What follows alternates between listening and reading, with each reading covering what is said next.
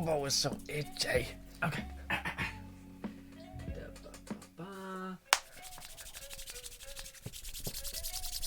Okay.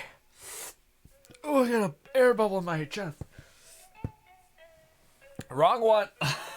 This one. That's right.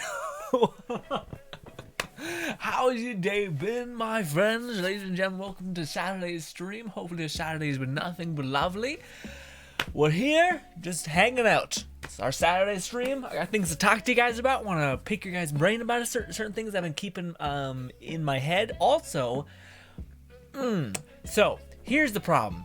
Whenever I make a video, I immediately devalue the video I create because when you do something, you're able to like look back on it with like hindsight essentially and be like, oh, I could have said that, or oh, I didn't say this. So yeah. Also, this game looks cool. It's called Withering Waves. Very cool. Looks like kind of like a post-apocalyptic, darker tinge to Genshin. Looks dope. Anywho, but back on track. I made a couple videos this week. Ones I haven't yet edited because they're demonstrously huge. They're like 2 hours a piece, and that's just a lot of me to like handle when it's just hours of me talking. Okay, so the reason why we don't edit streams. I just edited a quick video for today because there's nothing going on YouTube, and I had to make sure you guys had something. But golly, brutal. What do you call it? The stream, I edited the Let It Die stream, which is fun. Also, Let It Die stream happening tomorrow, so we will not have our Play Together stream for 2 weeks in a row. I know, disgusting. Granted, there's a lot of co-op centered games coming out, so we should be fine, hopefully.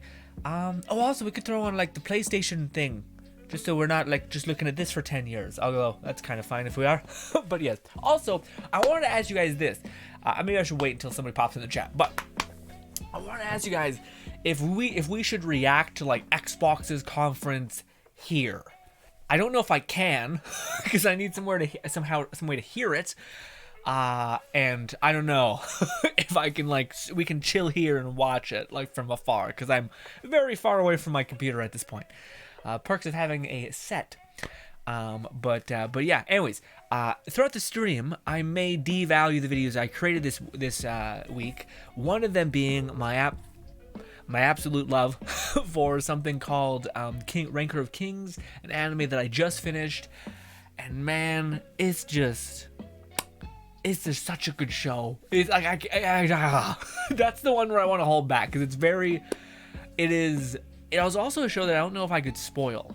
Because it has so many like threads and like plot points and like amazingness. So I don't think I'm actually able to spoil it. But I still don't want to even get close.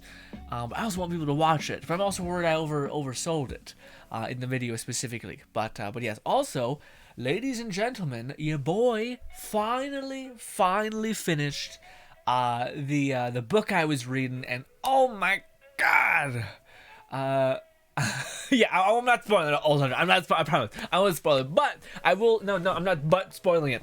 I'm just gonna say that if you are watching it, I think, like, even if you're just 2 or 3 episodes in, if you're not, it's okay. I'm not spoiling it.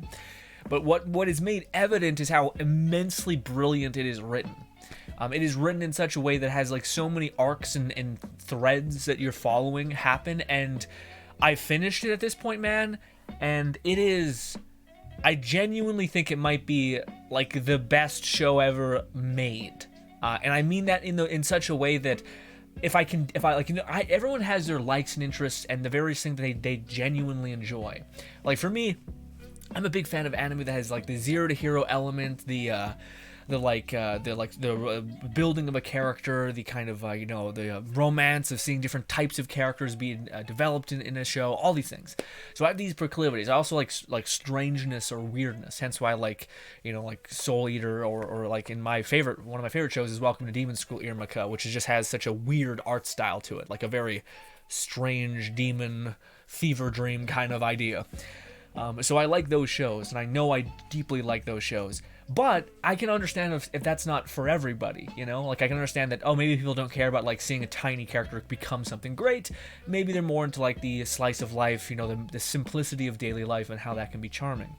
Old hunter. But But the one thing that I do think that changes is when it comes to Ranker of Kings, it resonates on a skill level of storytelling. It resonates in such a way that it makes it so that it like connects with human things, like the flawed human perspective, and like and the beauty within struggle, and like the wonder within all of these characters. Like the one thing, it's not a spoiler, but the one thing that the show does to me expertly well, and this is not, again, no spoiler, it's just, it deals with the idea that whole like, if you say sorry, and if you just, you know, say, I made a mistake, all is forgiven. Like kind of like the whole friendship is magic kind of thing in anime, where like, oh, the guy who slaughtered a whole town, you know, he kind of felt bad about it. And you're like, okay, all is forgiven. And it's just like, what? People are crazy. But this show, and I've never seen it done so immensely well, Ranker of Kings, it does such a good job about showing you the humanity in each person's choice, to the point where like even the characters that at some point, maybe possibly within the show, you like start to despise, you'll fall in love with them, and it's such a like a fucking power move by the creator. And dude, it also I was really worried that the show was gonna eventually, like, it was gonna come to an end. Like the ending was going to happen, and maybe it was going to be not that satisfying. Maybe it was going to be, you know, like everything else was good. Because I've had this happen before, where like I think a show is like incredibly beautiful, and then the ending kind of just makes it all messy, makes things feel worthless, makes all the journey feel kind of pointless. But this show ends, and it ends in like, it keeps its fucking cleverness, its dominance of like, oh, you thought that was all luck? Come on, man. You know me. I'm the one who's like fucking big braining this whole plot into thousands of threads, and ties every thread in a perfect bow while seeding like 6 different threads without it making it seem like you're like, oh god, what if we don't get a season 2 like every goddamn anime does, which leaves this kind of like this agony in whether there's going to be a sequel, because we need answers. This show wraps up all the answers and just leaves a little bit of things on the ground, just to be like, hey, there's plenty of things that you cannot wait to see what happens with the characters that I've made you fall in love with. But again, you end it feeling so satisfied with being like, yeah, no, this is nice. Like, this is what content and just like harmony feels like. And then you're like, whenever season 2 comes, I'm gonna fall in love all over again. But I'm at peace. I'm at peace. It's such a good show. To me, it's written in such a way. There's so many levels of skill in the show if you were to think about it, I think. Like, I keep thinking about it. Not even just the fact that, like, it achieves, like, emotional resonance, Ranker of Kings. Anyways, I made a whole series, or a video, it's too long talking about it already, but I just thought I'd tell you guys that, because that's something I didn't really hit too much. I hit a lot of that, but anyways, I hit on, like, the fact that I'm really selling the show, but to me it's because the more I think about it, the more I think it's like stupid clever. But anyways, hello Lone Syndicate, hello Charlie, hello Rasta, hello my friends, how are you? Hopefully you've had a lovely day, a lovely Saturday or Sunday, given where time zones are. Charlie says, hey, they just added a trailer to Dragon Age Dreadwolf. Oh, is there a new Dragon Age trailer, Charlie? Golly, okay. Is it out right now? Or was it out this morning? Because I thought I would have seen that if that was the case. Or is it just? Huh. Clarify, please, Charlie. Lone Syndicate says, what's up, what's good, Charlie? Oh no, what's good, Lone Syndicate? I was reading the thing and then I seen Charlie and my brain went. Rasta says, hey Grin, what's good, Rasta? Also Grin, I'm hooked on Diablo Immortal. I just seen a video person talking about whether before you buy. I haven't watched it though. What's so good about it, Charlie? Is it just classic Diablo? The formula still aged like a fine wine, nostalgia sitting there tickling you, all of that. Rasta says, it's actually great, and everything is voiced, and all the TGE lore is amazing. Okay, interesting. Okay, all the lore is all the lore. I see, all the lore is amazing. Okay, so if it is like something for, because man, I loved the idea of Diablo, but I was too young when it came out, and I was kind of like, my brothers were playing games, and if they were playing games, I usually couldn't be playing the same game, because it was like, I'm using the computer, fuck off. And I was like, okay, I guess I'll go bike. I'll go outside and like ride my bike with pegs on it, with God, it was a mountain bike with pegs. I was that kid, and I will always be that kid. All right. But yeah, Charlie says, yeah, there is, should be on YouTube. And is it just like, is it a Dragon Age sequel? And is it like a trailer of the combat? Because if you remind me, Charlie, at the halfway point, we'll throw that on there. That'll be the first time I've seen it, actually.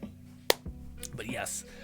And is it like a successor to Dragon Age? Because when you say Dragon Age Dread Wolf, is it like, I don't know if that's like a spin-off, it's like a Diablo type thing, or if it's literally like Dragon Age sequel.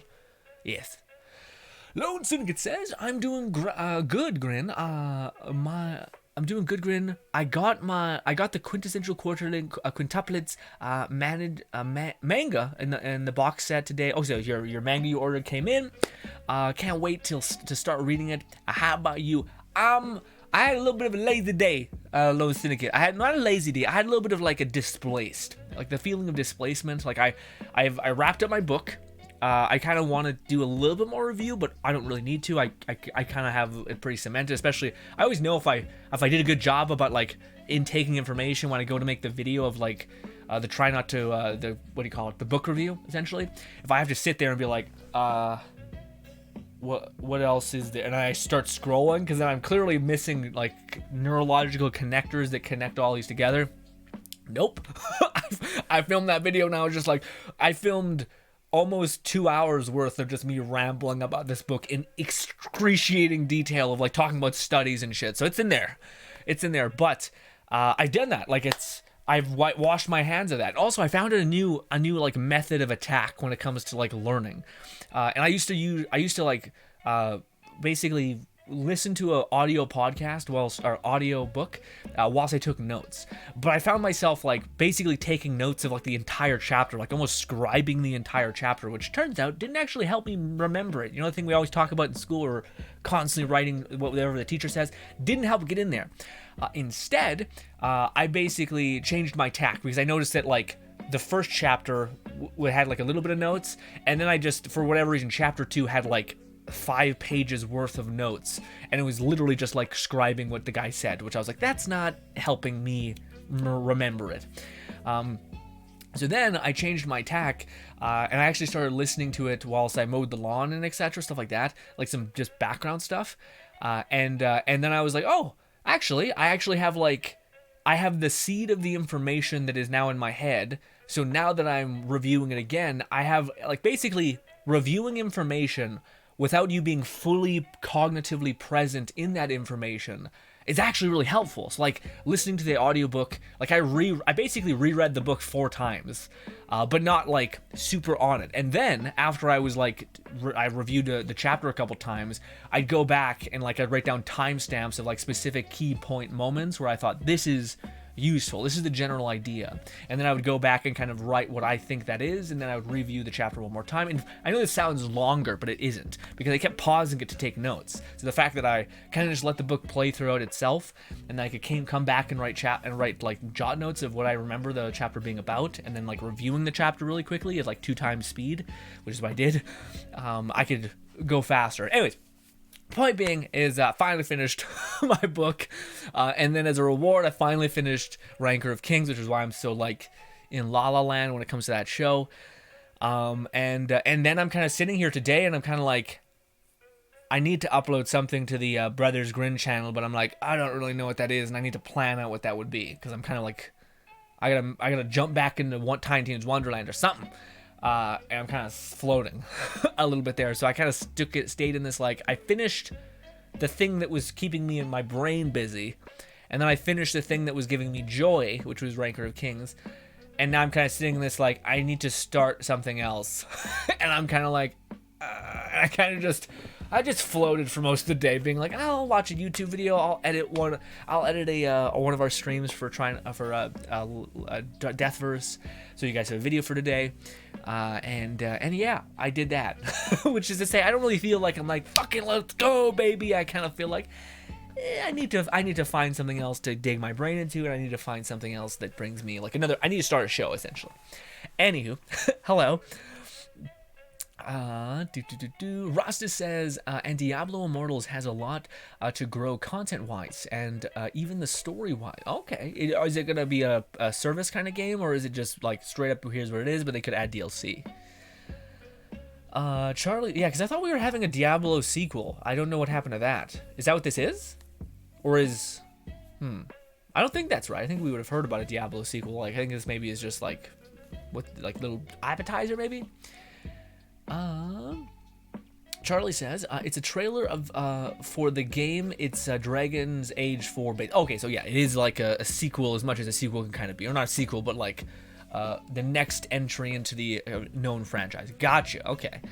I got you, Grin. Here's the thing. Oh, you can't upload links in the Twitch, my friend. Sorry.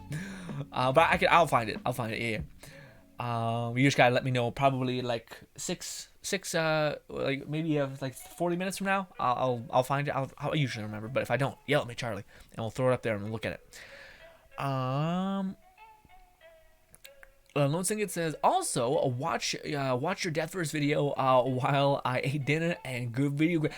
Yeah, I feel like I want to, yeah, I appreciate that, Lone Syndicate. I'm in the process of editing one of the streams we did, and it's kind of rough because, like, I do want to upload content on the days in which we're not even, like, there's no content on YouTube, so for the weekends, I want to upload content. I also want to upload our archived streams, essentially, rather than just, like, spitting, like, 5 streams out at once.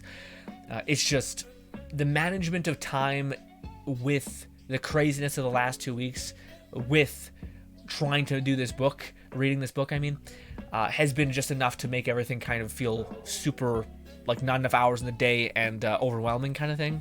But yeah. I'm happy you're enjoying the Deathverse videos. I hope they come out good, because I was editing one today, and whilst I was editing it, I very much felt like I wasn't creating something good. I was kind of just quickly editing something, and like just to have it for today, which I, of course, we're moving away from. But at the same time, I'm like, I kind of want today, because I kind of wrote off today. Yeah. But I don't know if I'll do that tomorrow. So tomorrow might be a day where I'm just like, you know what? Let's take it as a day to like record some stuff, edit some stuff. And it's not like I don't have stuff to edit. It's just like when I go to edit right now, I'm kind of like, oh, I'm not like, yeah, let's make something better. It's kind of just like, all right, here we go. And like I quickly put it in a box and I get out of there. But I'm happy you're enjoying them. Charlie says, oh, dang. Okay, yeah, no, I got you. I got it, Charlie. Nub says, you have a DM... you have a DM a mod to post. Yes, that is one of the ways you could also do it. Lone Syndicate says, what's the anime what's your next anime, Grin? Thinking which one are you thinking about watching? I am in the kind of a weird stasis. I feel like that's kind of also the other part of it. I think I probably should check off one of the ones I think I would really enjoy that I just haven't been watching yet. A Spy X Family is still not done yet, so I can't watch that. I want to watch the one that's like the guy gets teleported into a dating sim, essentially, and like kicks some ass, kind of an egotistical psycho, but also kind of funny. But that one's not done either. So I think I'm just going to go into the bank vault and watch God of High School, because that's been there for a while. And I've heard nothing but good things. So I think that's the next one I'm going to watch. But that one's a little bit like badly, fucking fighting all this stuff. Yeah, I've been really enjoying my just fun, like goofy, like non-serious but fun kind of shows, or anime right now. Also, ladies and gentlemen, wait, before I talk about this, Stefan says, here listening while I do dishes. Clean them dishes, Stefan. Wait, no, Stephanie. Is it Stephanie? Sorry, I'm so sorry, Stephanie. Is that right? Stephanie, yes, Stephanie, I'm so sorry. It's such an instinct. I'm like, Stephanie, that doesn't right. No, that's not right. Stephanie. Clean them dishes. That's okay to say, right? I think, okay. Zero says, hello, what's good, Zero? Zero says, I beat the pre-sequel for the first time last night. Oh, what character, Zero? I feel like Wilhelm's such a good time with the pre-sequel, man. Such a cool character. Before we had Pixies, he was arguably the better kind of like companion class that existed, even considering Flak, which was sad. But yeah. Lone Singlet says Spy Family finishes next week, I believe. In the dub? Because I don't know if it's dub. If it's the dub, then maybe I'll start watching it. I won't be able to binge it in a week. Well, maybe if it's that good, I might, but Nub says, I just realized that the bot had a hiccup, so it hasn't been posting from the main channel, so I fixed it. Oh, thank you. Thank you, Nub. Wilhelm, you did do well. Dude, Wilhelm's such a fun time, man. A Wolfen Saint, baby, so good. I wish there was more ways to play them. Like, it's so weird that in games like that, like, not even in Wonderland. Like, yeah, to me, it's such a weird thing where, like, finally Gearbox just said, hey, what if we just make them guns, or what if we make them scale off of gun damage, or, you know, companion damage, or spell damage. Because even guns with wings, which scale off, I think, gun damage. I don't even know if they scale off companion damage. But guns with wings, I think it's some guns do it, some guns don't. Even if they're guns with wings, or even if they're pixies, it doesn't mean they're guaranteed to scale in that way. It's kind of weird. Anyways, but Wilhelm was like a character that you could actually have like some damage happen, but not enough to the point where like you could just have a class mod that like increased the aggression of Wolf to an insane degree whenever you got a kill. It was like, no. They're kind of just additive, you know, and it's like, I don't want that. I want to be, the whole point of the summoner is not to be like, so my summons kind of just help me. It's like, no, you want the summons to do everything. You want to wash your hands of all responsibility and say, you know what? I'm just hanging out. They're doing everything. I'm a pacifist. I've never killed anybody. Okay? You're also deranged, but you know. Lone Singlet says, nope, my bad. It doesn't finish next week. Okay. Gotcha. Okay. I was about to say, I thought it was like at episode 9. I just seen them upload a clip from that, so. I think it's quite delayed. Do you know if it's going for 12 episodes or 24? Lone Singlet. Ladies and gentlemen, I'll be right back. But I want to talk to you guys about something. But yes, I use the washroom. Talk about yourself. Listen to the music.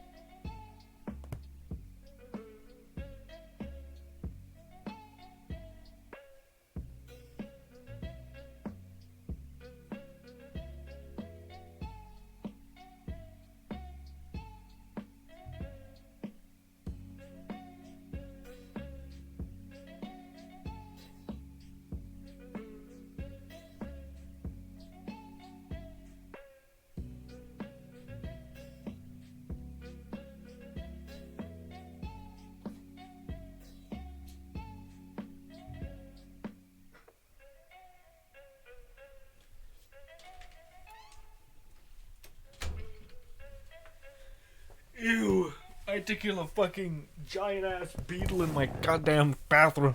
It's disgusting. Anyways, ladies and gentlemen, yesterday's stream was such a good time. I fucking had a blast. Okay? And that, how did you guys feel about it? Was it not it? Am I fucked up in that? Like, to me, I had such a goofy fun time with yesterday's stream where we played a dating sim about dating eldritch horrors / Cthulhu's and such. I was hoping Nub was gonna be there so I could ask him if I needed to play the prequel, but no. In fact, that was the worst choice because the prequel was in the base game and Lone Syndicate says, nope. But he said, Charlie says, honestly, I thought the Dragon Age Origins theme song was better and had a great story. Dragon Age Origins, is that the original Dragon Age? I think so, right? Origins. Yeah, everyone. Well, that's the thing, man. People love Origins. I don't know why. Maybe it's just because I didn't play as much as the other ones, but I actually really liked the one that everyone hated. The Dragon Age with Hawk. Like I think it's Dragon Age 3. I don't know why. I like that. I thought it was pretty cool. But also, granted I don't play. I'm not a Dragon Age kind of like person. Like I would. What's the other game that came out right around Dragon Age? I don't remember. Maybe Skyrim or something like that. But yeah. But there was to me, people really got into that game, and I liked it a lot. But yeah, that's okay. Yeah. Yeah, because the one with Hawkeye I thought was a good time. Like it was again. I don't know. I also, you know what? It's very strange to me. A lot of times when I'm seeing people who watch like games, like who like video games, etc., where people talk about like how a game is so shitty. No, that was Dragon Age 2. So yeah, Dragon Age 2 is what I was thinking about. Oh yeah, Dragon Age 3 was Inquisition. I don't know why that one never felt like it hit for me. And also, I think, how do you guys feel about the Dragon Age, like kind of combat style at the point of Inquisition, Dragon Age Inquisition?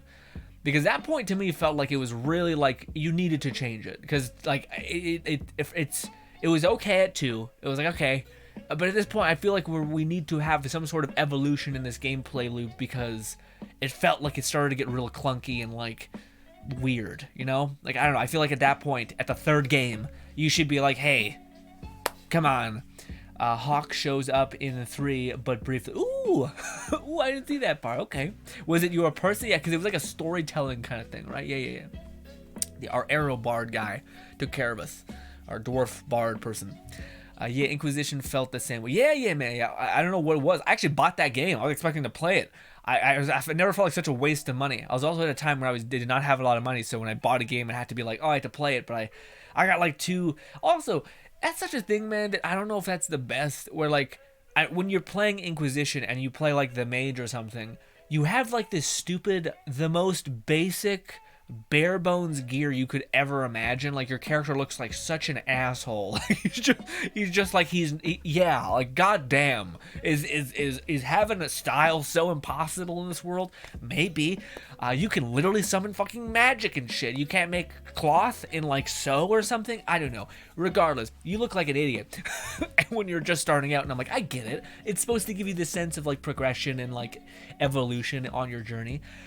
But come on, throw me a bone. Let me wear like something that at least makes me look somewhat cool, you know? Like, I don't know. I just felt like that was also part of it. It was me running around like an asshole, looking like a schmuck. I was just like, you know what? I'm not into it. I'm not as into it. I stopped playing it.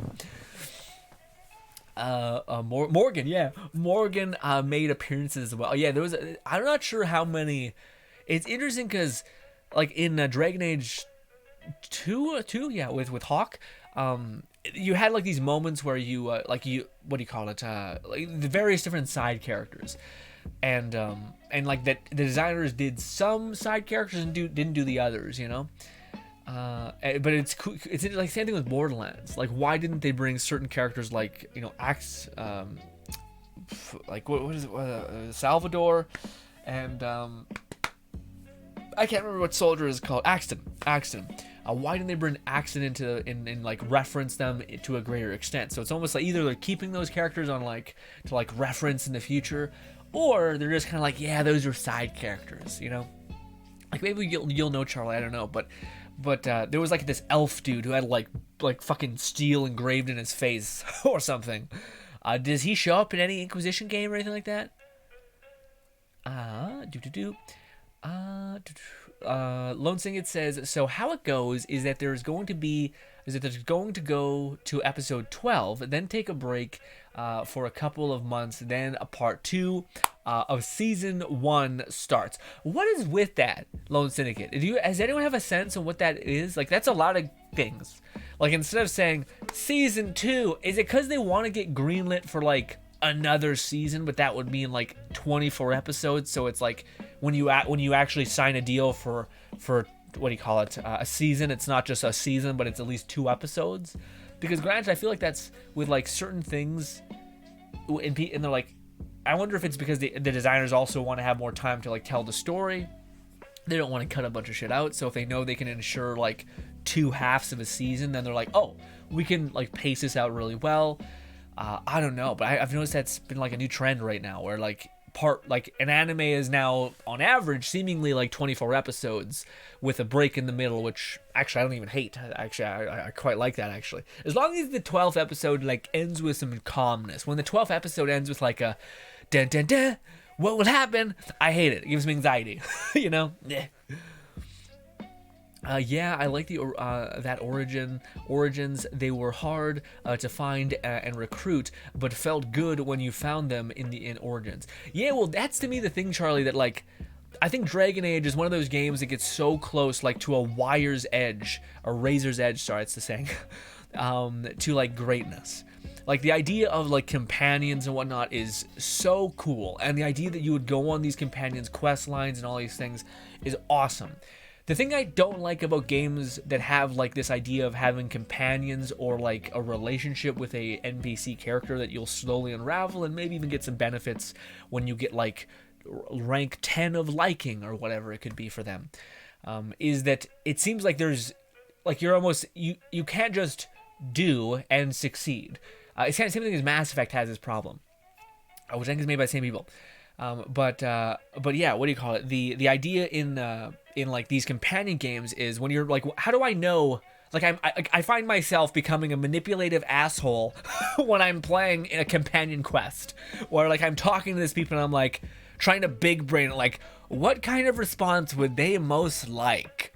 And if you fuck up, you're like shit out of like cool perks, and like so then it's just all that does. It doesn't make people be like, well, guess I'll have to wait for 15 more hours on playthrough 2 to do this again. No, people will look online for like a strategy guide on what exactly to say, what choice to make a person like you. And I feel like you could do that a different way with like, yes, maybe you say the right thing to this person, and your morality and your role play character, whatever you're doing, is in alignment with that character. But say if there's a character that is quote unquote evil, like the evil character, the one who's more brash, who's more daring, etc., but you still like the character and you still want to see more of them. Are you just shit out of their story quest if you're not willing to be a fucking doucher, you know? Instead, why not have yes, you can like make them upset, but you could go on a bunch of tiny like mini quests with them to gain favor, and without having to be a dickhead. Like that's the thing, they're always like, yeah, you can like take them along in your journey, but if you start to say like negative things that they disagree with, then you'll just get less points. It's like, no,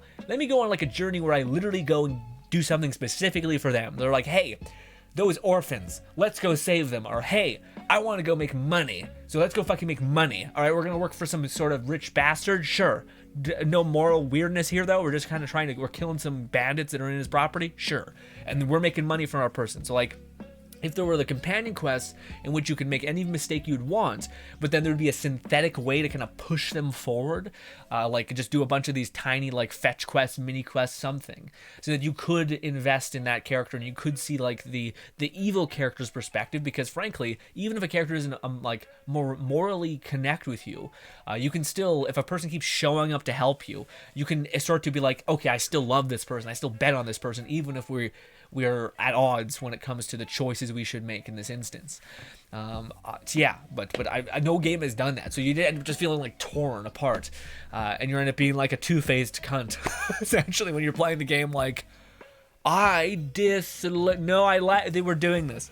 And you're like, what am I? I'm an asshole. I'm a manipulative bastard. Charlie says, yeah. Oh, right, there are origins things. Also, what's good? Bar says, buy. Oh, no, that's the thing. Give me a minute. Let's click on the account and let's go and hit the button. Ban. I'm a god. Lone Singlet says, so, also, did I catch up on everything? Let me see. Yeah, Lone Singlet says, I loved yesterday's stream and the game so much. I watched some do the other two episodes. God damn you, Lone Singlet, you could have waited. Although I guess you'll be very helpful into what the fuck to do. So when we go to do part 2 on Tuesday, you'll be able to help us. Because I'm like, I guess we're doing. Oh, it's kind of straightforward, which I like. I wish it was more, and I wish there was more like it doesn't feel like a dating sim. It feels like a puzzle game was what it feels like. A dating sim usually has like a choice where you can like make A or B or C, and that will lead you down a path of absolute destruction. Instead, it's just like there's a dead end and there's a right choice, and like you can start your checkpoint easily, which I actually don't mind.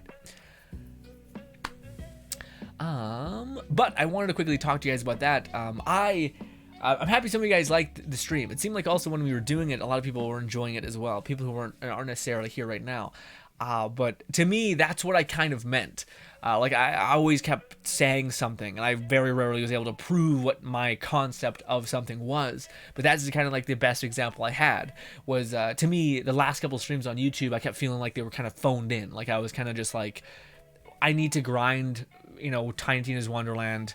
I guess I'll grind it and then I'll talk to people while I do it. Like that doesn't seem like a stream. That doesn't seem like an event. That doesn't seem like a cultivation of a good time, And honestly, our objective wasn't even like an objective. It was kind of felt like a little arbitrary and monotonous to some extent, which is fair. Some streams are going to have to be that way because sometimes, you only have time in this way.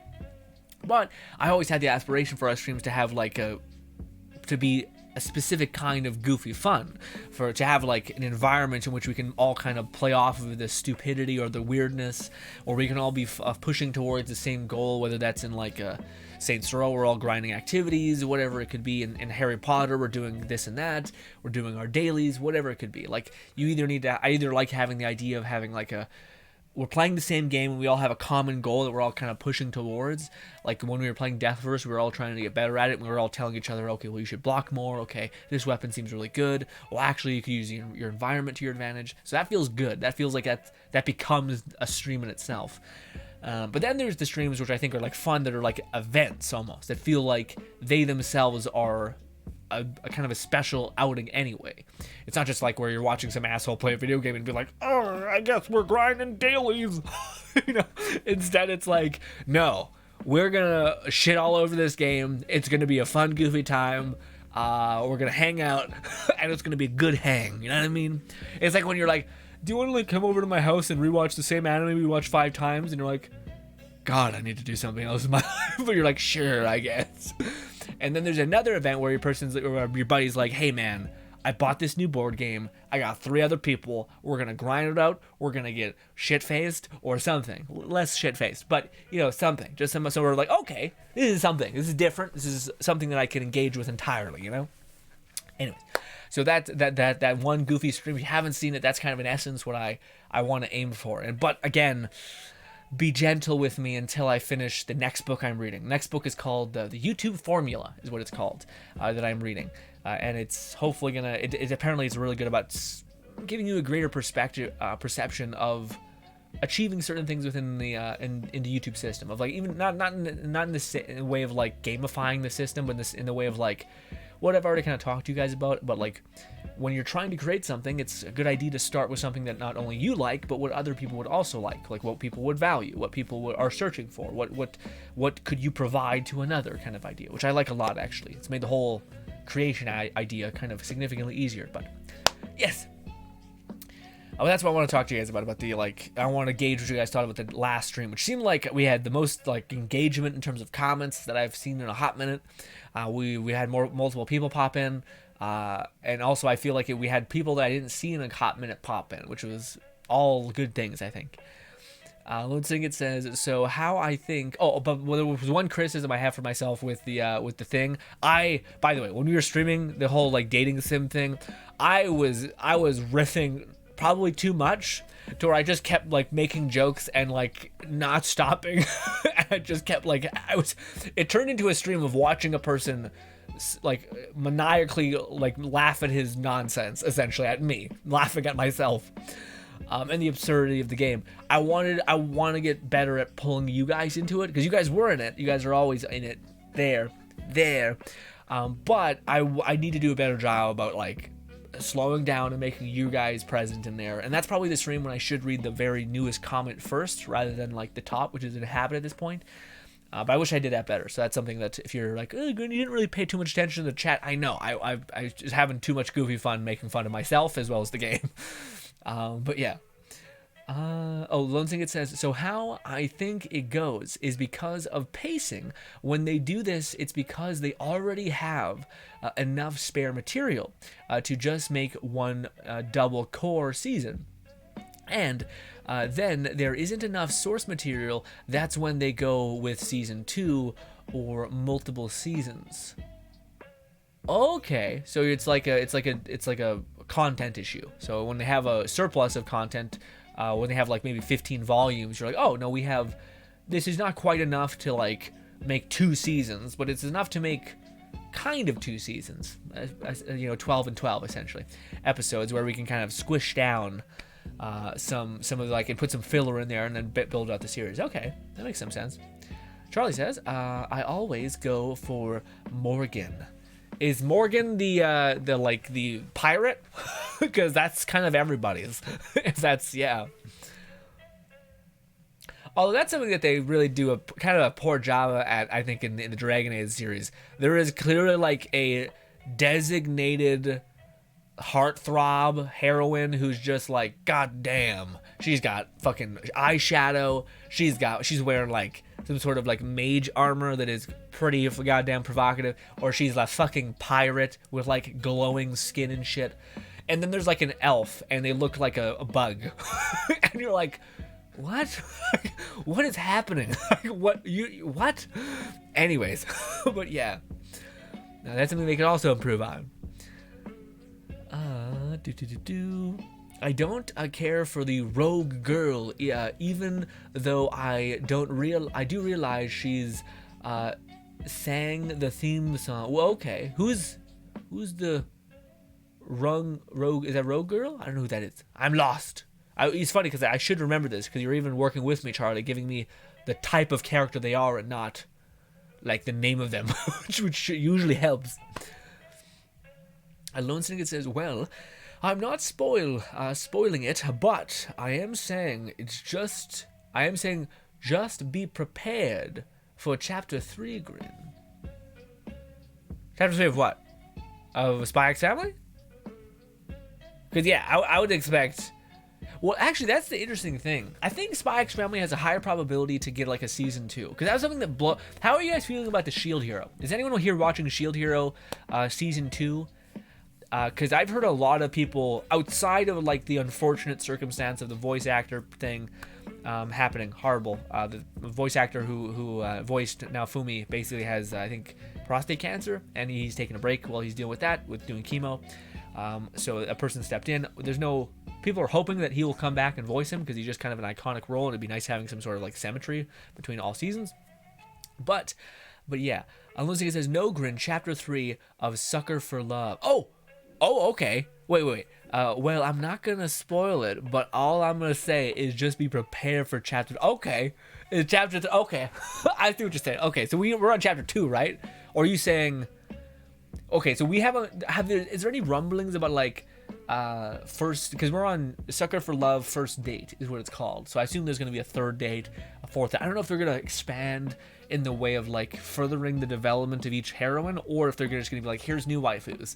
I would hope that there's, in like the what do you call it, 2nd date, there's actually like dating sim things, so there's choices and dead ends we can make. Because right now it's very like 2 choices, one's the one that you die, the other one's the one that you succeed. It's not like one choice determines a completely different alternative kind of pacing of it all, you know? What's good, Sparks? Sparks says, how's it going, Grin? It's going better now that you're here, Sparks. Your beautiful face. How are you, buddy? Charlie says, Grin, put on Dragon Age 4 trailer. It's really interesting. Is it time? It is. Give me 1 minute. Let's catch up on chat and then I'll do it. What's good, Elliot? Elliot says, countdown to Death vs. Anyone. We're about. Actually, it's coming out tomorrow, right? So does anyone know the exact time it's coming out? I think it's the same time as last time, which is like 4. Or, no, maybe it's like 2, actually. Yeah, 2 a.m. Yeah, I think we'll be streaming it, so we'll be doing that.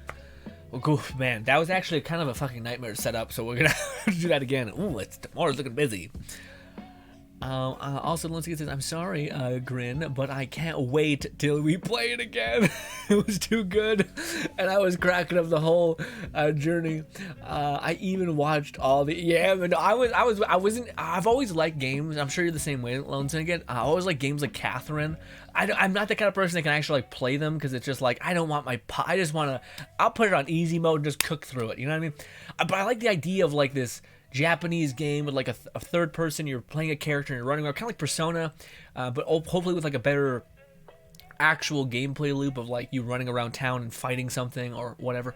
But I do like the like kind of like there's like this thing in Catherine where you have a phone and you can like manage your love or corruption essentially for all these things. I like all that. Like I really like that idea, but I can't do all the things, you know.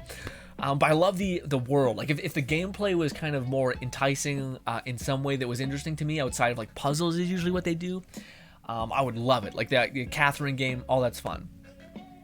But yes, but no, I'm the same way. When I was playing that game, I was like, I'm having too much fun. But it very much gives me like a Catherine vibe of it, like where it's kind of like that Japanese goofy kind of crazy. Except it actually does feel a little Western. It feels like a little like yeah. Charlie says, no, she's the oh, goddamn, I can't remember the thing, Charlie. Like, I wish I remember the characters perfectly, but my brain's like, I only remember Hawk, the pirate lady, the bard, guy with metal in his face from Dragon Age 2, and think that's it. Zero says, literally, Gibberil, both of those. What? Yeah, I forgot, honestly. Linsky says, no, Grin, chapter 3, a second, yeah, how's it going? Going good. Linsky says, wait, chapter 2, has a total of 6 endings, and all of them are pretty fun. Okay, you're gonna hold me accountable, okay? So we can find all of them. Spark says, no, not bad. We did some yard work, and having a cookout with family. Ooh, that's a whole ass time. Golly, hopefully you're finally chilling. Cause yeah.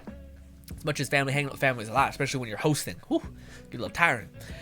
Spark says, I thought Deathverse would activate at 1 a.m. this time. Oh, maybe. Does anyone know if it's going away just as fast, or is it going out for a longer period of time? Interesting.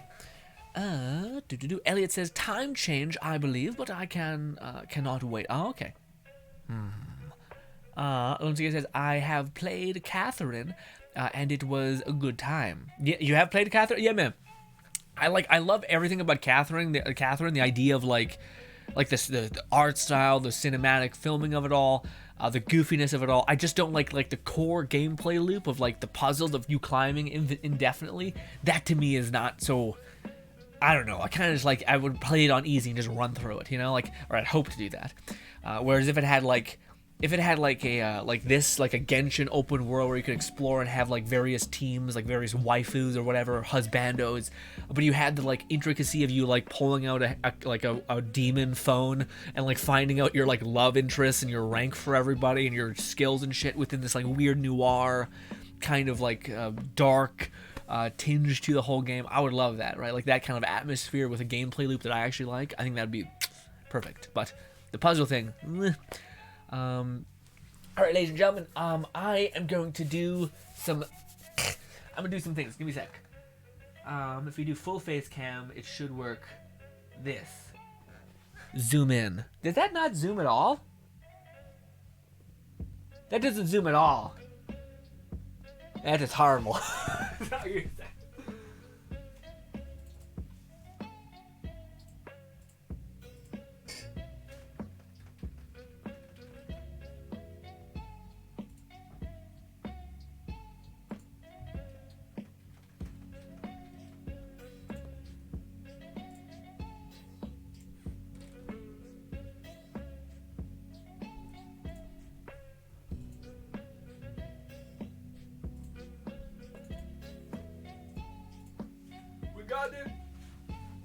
Where's the thing? All right. Let's watch this. I can't hear it, but in my heart of hearts, we're experiencing it. Okay. This is the new Dragon Age trailer called Dragon Age Dreadwolf. Let's see it. BioWare, a company that most people have given up on. Anyways, let's get into it. I don't mean to be inherently negative. I really wanted Anthem to work out. Okay. Also, Inquisition was not it for me. But anyways. Did they show gameplay? Oh, I think I might have actually seen this. Maybe. Actually, no, I think I've seen like this teased in a way. It looks great. I don't know if I'm seeing gameplay. You know. Is it a sequel? Or is this like a...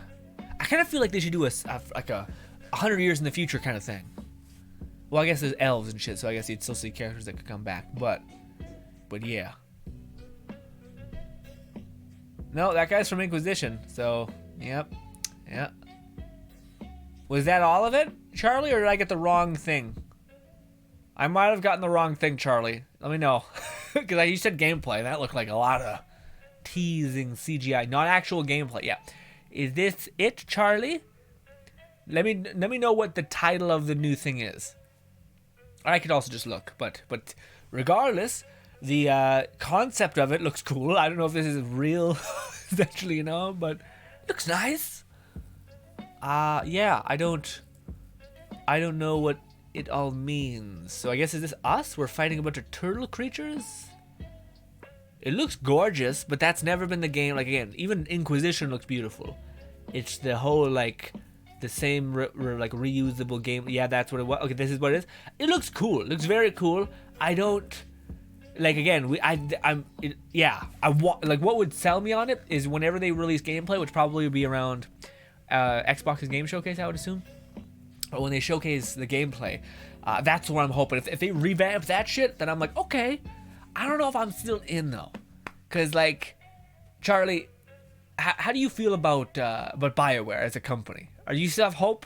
Because if you liked Inquisition, then I think people would be like, yeah, I'm still in. For me, I don't know. I'm out of it. I'm pretty much like, you know what? You have to kill it. You have to, like, absolutely kill it. But with that being said, though, I do like, again, like I said, like, Dragon Age has always been one of those games that I love the concept of greatly. Like, I like the idea of having, like, a bunch of companion characters with an overarching story where you basically are a guppy and then you become a fucking badass, but you do it with a group. You do it with these people who you care about, who you further understand. But there's always those problems of, like, I'm not sure why, but it's recently kind of shed itself, but it shedded the things that were cool about it and kept the things that to me never made the most sense. So, like, there was this big push back in the year of, like, Fable and like Black and White and Mass Effect, where there was this huge like thing of good and evil. Like, your choices determine the outcome. You have a bad ending, you have a good ending. You could be a dick, you can be a kind of really benevolent hero kind of person. So there's kind of like forking of things. And of course, Dragon Age was one of those companies that did that. Same thing with Fallout New Vegas. Same thing with, there's just every game at this time period was doing this. Any game that had story had like a good ending or a bad ending. Had a chaos ending and had a good ending. But recently, games have started to shed that. Even RPGs have started to shed that. But they kind of keep the things that to me don't make the most sense, where it's like again, we talked about it, but the idea of like, there is a right answer and there is a wrong answer when it comes to dealing with your companions. So like, if you just try, and it doesn't make the most sense when it's a role-playing game. When like, I am trying to roleplay, like, why am I shit out of luck of getting the incredible perks, the personality that I actually find endearing, just because we're morally in a weird separate thing, you know? And I don't sound like, again, I think, I truly believe, as long as you're not like heinously different than each other, then you could find harmony within someone who has a genuine different belief structure. Like, if somebody believed that eating meat is like, the worst sin on the planet, I think you could overlook it if given the experience of if this person needed meat to survive. Like, there's plenty of ways you could kind of rationalize something being okay. So I don't know, but to me, I'm really hoping that we can see some gameplay. But I'm also in the weird camp of BioWare. I forgot BioWare was the people who made this. I'm hoping that the gameplay like really nails it, because again, I also, again, I would hope that the series moves into a realm of like doing what it was doing, but already really well. Like, it already has great infrastructure in terms of like companion quest lines, incentive to do that, like the feeling of like, oh, I want to max out that person's affinity, max out that person's affinity. The one thing I hope that they continue to do, and again, I wish every game that was an RPG did something like this, but to have like a settlement, or to have like a castle, or to have like a base which you could come back and like invest in, whether that's like with gold, whether that's you know, a way to make your companions like you even more just by buying the things that they find value in, whatever it could be. Because a lot of these games, specifically BioWare games, usually feel like there's 1,000 quests that all take a long time, that all have complicated dialogue, but ultimately it's just at the end of the quest, this person that you're interacting with is either going to die, be a bad guy, be a good guy, but the ending is always the same. You fork and you never meet each other again. So to have something where like there's an incentive to even have that encounter, which is money, that the reason why you want money is to go to your settlement and to level it up. And also, I feel like they have to do everything. I think they have to do money and resources usually, because there's always going to be a money glitch, and there's sometimes going to be a glitch with supplies. So yeah, they need to do that, and I think to course correct for a future that always is going to have a money glitch. Anyways, yeah.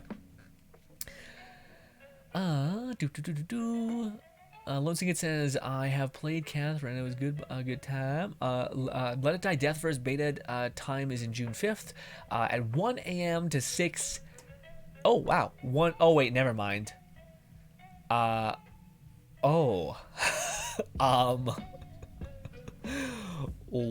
okay. Never mind. We are not playing Death Verse tomorrow. Thank you. I never did the math. That's brutal. How does that make sense? 2 a.m. to 7 a.m.? How does that make sense? Why? What? That's throwing me for a loop. They also show servers. Like, we have a North American server, and yeah. So why? I get that could be like the Japanese time zones, but that seems like absolute insanity. So you have to stay up late at night as hell are they trying to make it so the servers have like super limited players showing up? I don't know if I can do that, boys. I don't know if I can stay up till 2 and then play till 7 and then just fuck my whole sleep schedule up for the whole goal of it. You know, also I don't know if I can wake up at 5 and then have a good day still. What a mess. I don't know if I'm doing that. What a shit thing. That's so terrible, man. Why? Why? Spark says June 5th is 4 a.m. ETS from their site. Just a monthly reminder that Amber is a superb pyro bow user. All right, Sparks. Trying to incite conflict. Also, speaking of Amber, ladies and gentlemen, I want to talk to you guys about this. Dude, who would have... everyone would have thought. Well, that's the thing that was so sad about the whole Amber Heard Johnny Depp thing, which I'm sure everyone is ad nauseum and tired of hearing. But to me, man, it's interesting that like there was such overwhelming like evidence and like everything.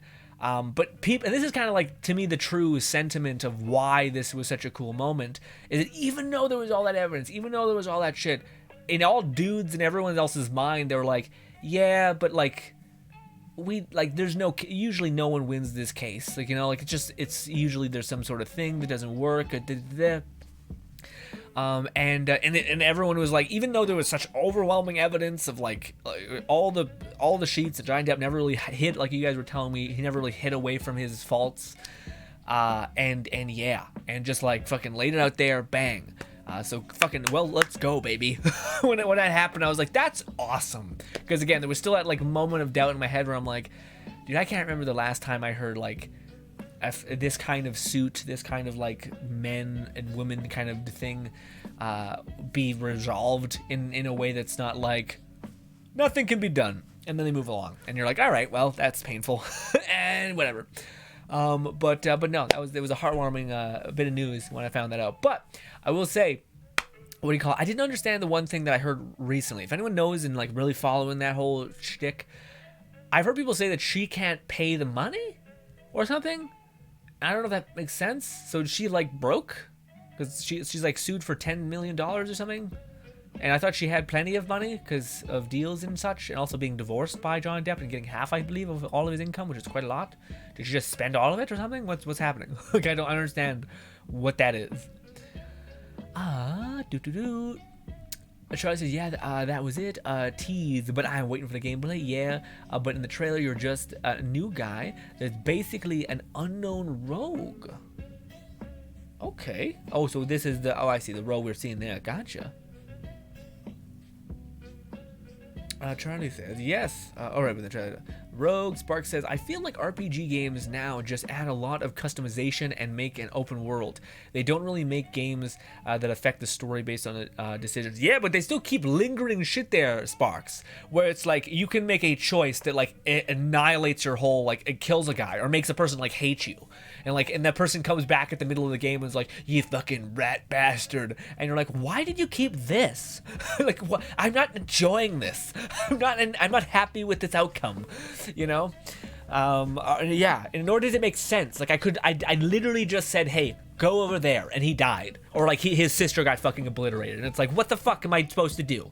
Like, what? You know, it wasn't like, hey, kill this person or have a harder boss fight. No, it wasn't like that. So it's just stupid. A lot of the choices are like also they put a time thing on it. Like, do you want people to not have a good time playing and choosing when there's like a preordained time thing? It's like, we're already this is only here when there's a choice.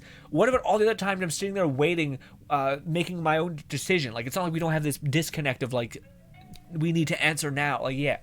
Anyway, silliness. But yes, Spark. Charlie says, it's doing stuff without a major thing like the other Dragon Age, no glowing hands or gray warden, so I'm wondering how they're going to go about it. Yeah, I don't know. To me, actually, I don't mind. Like, that was the thing about Inquisition that I actually didn't mind. Is that our character seemed like he was some sort of like freak, like he was a unique. I don't know. I like the trope where like this person who has, like, there is some explanation for his overwhelming plot armor, and it's like whether it's fate or whether it's like he has an innate power or something, where it's like, okay, that makes sense. Where it's just like Joe Schmo actually, you know, saves the world and annihilates the world. What? What?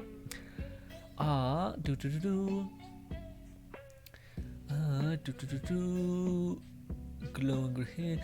Charlie says, well, Inquisition, there was a follower that was half human and half demon. You have a choice to keep him as he is or turn him into like a holy spirit walker. Woof. Okay, golly. Yeah, Inquisition seemed like it had good, like, interesting things, but it just lost me in the, like, the desire to pursue this world, you know what I mean? Zero says, I was so close to beating the kids. He cheated me. What happened? What happened, Zero? Losing it says, GRINN. That's what the site said, and that's what the time converted to. Oh, man, that's brutal for me then. Hopefully you guys can play the game, because, yeah, woof. Amber's net worth is 8 million. Johnny Depp's will forever be known as the guy who won an argument against the woman. I mean, you're not wrong. Also, the guy who kind of, it was, what do you call it? Like, the thing that's crazy to me is that there's like this stupid argument about Amber Heard nonsense, dude. In the fucking thing where people are like, this sets women back or something, and it's like, she's literally, like, what are we doing? She's literally on tape saying, like, go ahead, dumbass. What do you call it? See what people think. People won't believe you, idiot. What world do you think you're in? And people are like, I can't believe he won. Like, are you fucking shitting me? Like, people, this is like, what do you call it? Bo Burnham, man. If you haven't seen it was trending everywhere, so I assume you guys seen it. But Bo Burnham, legendary comedian, what do you call it? Uploaded a song cut from his special called Inside. Great special, very fun, a little depressing, but very good. But he has this thing where he released this new song. I don't know what it's called, but he has this moment where like it's like the stupid goofy thing where it's like I can't even repeat it, but basically, because it's not gonna be as funny as when I say it. But it was just a moment where everyone is like a warrior or believes there are certain things until the thing that is clearly benefiting them in any way is called into question, and then they're like, well, like, again, it's not. I don't think it's most people's fault. I think it's human beings have an innate interest in having an advantage over something. But yeah, it was one of those moments where I was just shaking my head, like, what is wrong with people? Like, anyways. Stephanie says, I think when someone is falsely accused of something, they'll be depped. Depped. You're getting depped, buddy. Johnny Depped. Man, I don't know what it is though, because one of the things that I like, I do hope he gets the, because it does seem like he has an addiction with alcohol, and it seems like it looks like it's a little destructive to some extent. But to me, I don't know what it is. I've always liked all of his movies though. Like I know some people don't like the Johnny Depp. Is it called What We Do in the Chat? No, that's not it. It's like the one where he's a vampire. I thought that was kind of fucking, but also I like monster movies, so I'm innately flawed. Like I need any monster movie. I'm like there's a 80% chance I love it just because it's like monster movies. Without it being, also the fact that it wasn't like entirely Grimace was huge. It was huge for me.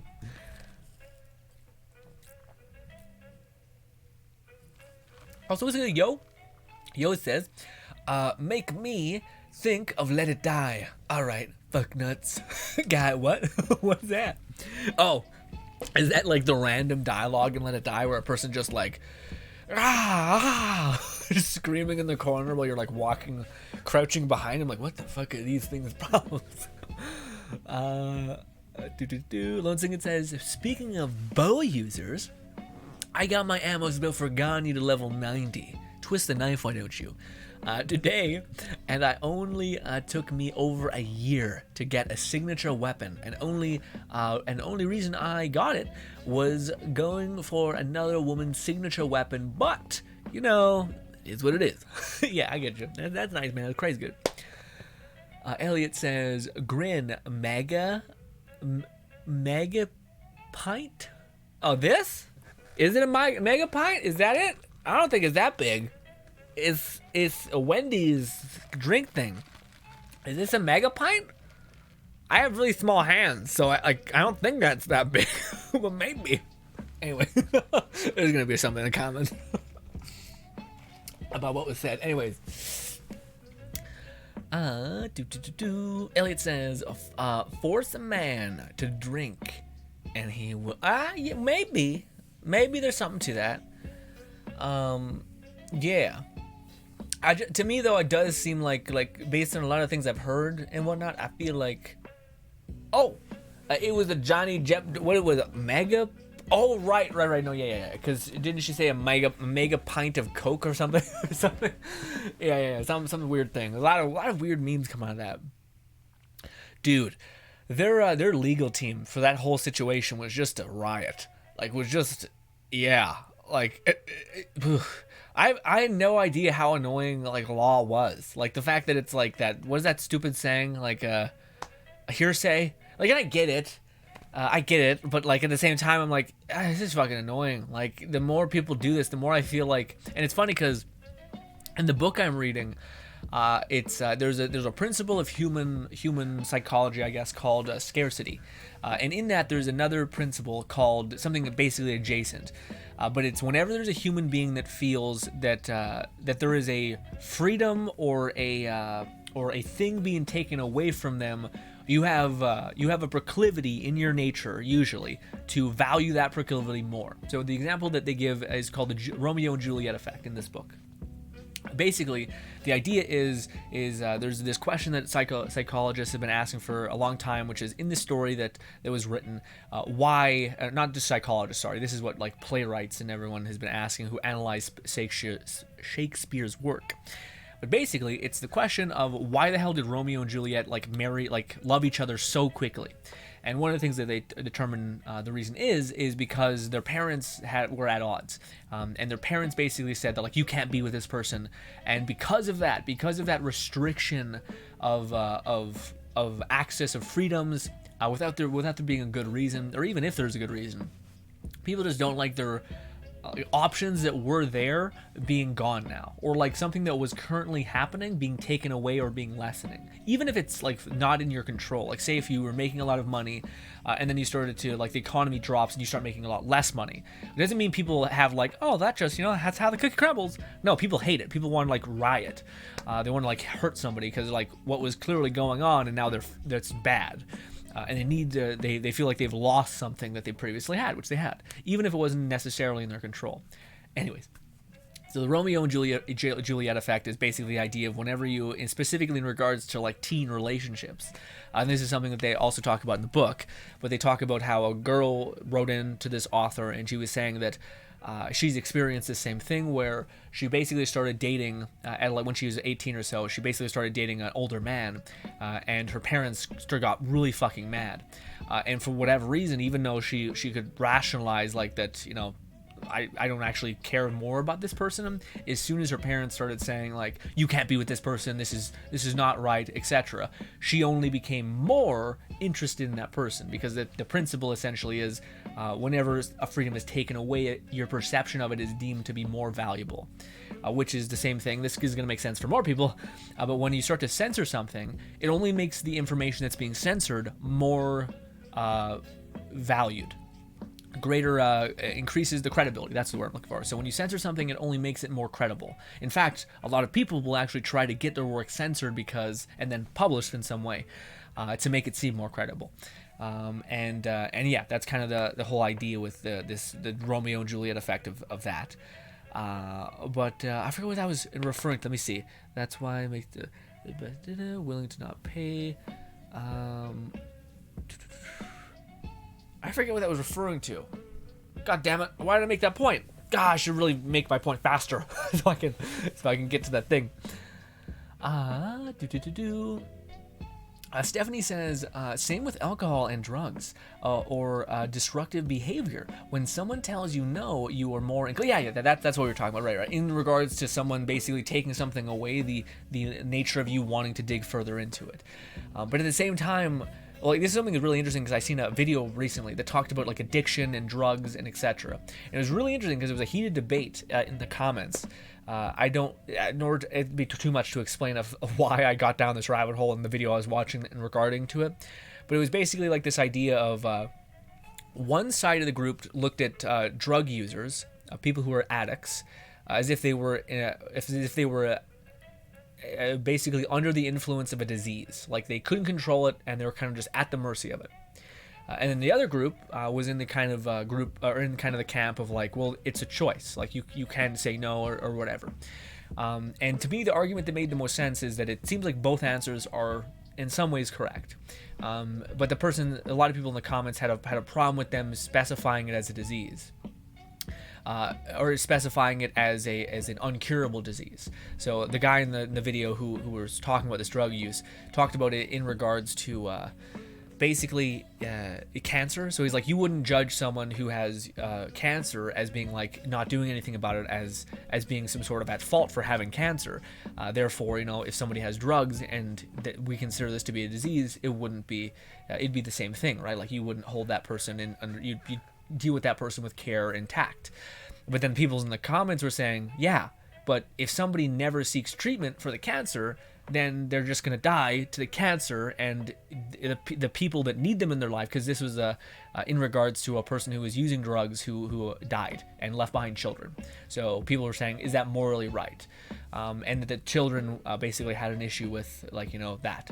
And some people were trying to, like, seemingly make it so, like, oh, well, you know, some people can't control it. And then people were kind of, and that to me was the one grain of salt of like, actually, no, you could use this as a way to describe addiction as being this disease, maybe even similar to cancer, but you'd still find a way to treat cancer. You wouldn't just say, I'm dead, you know, especially when you had plenty of things that needed you to survive and needed you to stop. Now, of course, this splinters off into the whole addiction, the whole thing into addiction, and how like it's not that easy, and no one ever said it was, or at least I didn't. But like, to me, I think that's why I think the argument for like fighting off cancer is actually in some regards an appropriate thing, because some people have a huge genetic component to being addicted to things. But yeah, but also I think I think certain people who are maybe listening to me speak about this are in a camp where they've experienced that, and they're like, thank you for handling me with grace and saying like this is a big deal. And there's also people who are in the camp of like, I don't know if I agree with that. Like, I think it's like at the end of the day, you have to choose. Like, you know, I think there's people who have that as well, which I don't know if anyone's wrong. I think it's just, complicated bit of business, you know. Elliot says, makes a lot of sense. Psychological of whose court a case of a magpie. Lone Ticket says, also, I feel like Elaine is more than just a 5-star Shincho. and it's the way her kit was made and weirdly focused around her charge shot.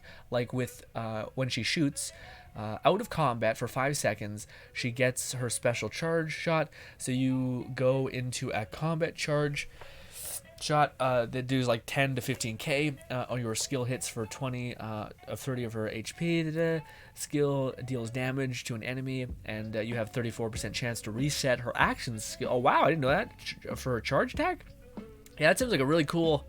Yeah, I didn't know all that. I knew that she had like an incentive structure built into using her charge attack, but I didn't know that it could reset her action skill. No, that's really cool. That seems like you could kind of may have a build where you're just trying to reset that ability. There's kind of like a weird bit of variability in that. And work so well, it's like it's playing the fast-paced Ganyu. It's like playing a fast-paced Ganyu, forcing you to do charge shots. Dashing around, doing a lot of damage is a short amount of time, or in a short amount of time. Also, when you pop her burst, she gets more damage over time until her burst ends, like Xiao, I think. Okay, interesting. Yeah, because she seems like she seems like a good character. Like I haven't heard many people talk down to her. Yeah, I think maybe people just oftentimes, and me and you are both used to this at this point, Lone Syndicate, who are in like kind of still in the Genshin scene. I got one foot in the Genshin community, but largely I think whenever there's a character, people will, because people are not like, they're trying to convince themselves that they don't want to spend because they're waiting for a future character, whether it's Kazuha or whatever.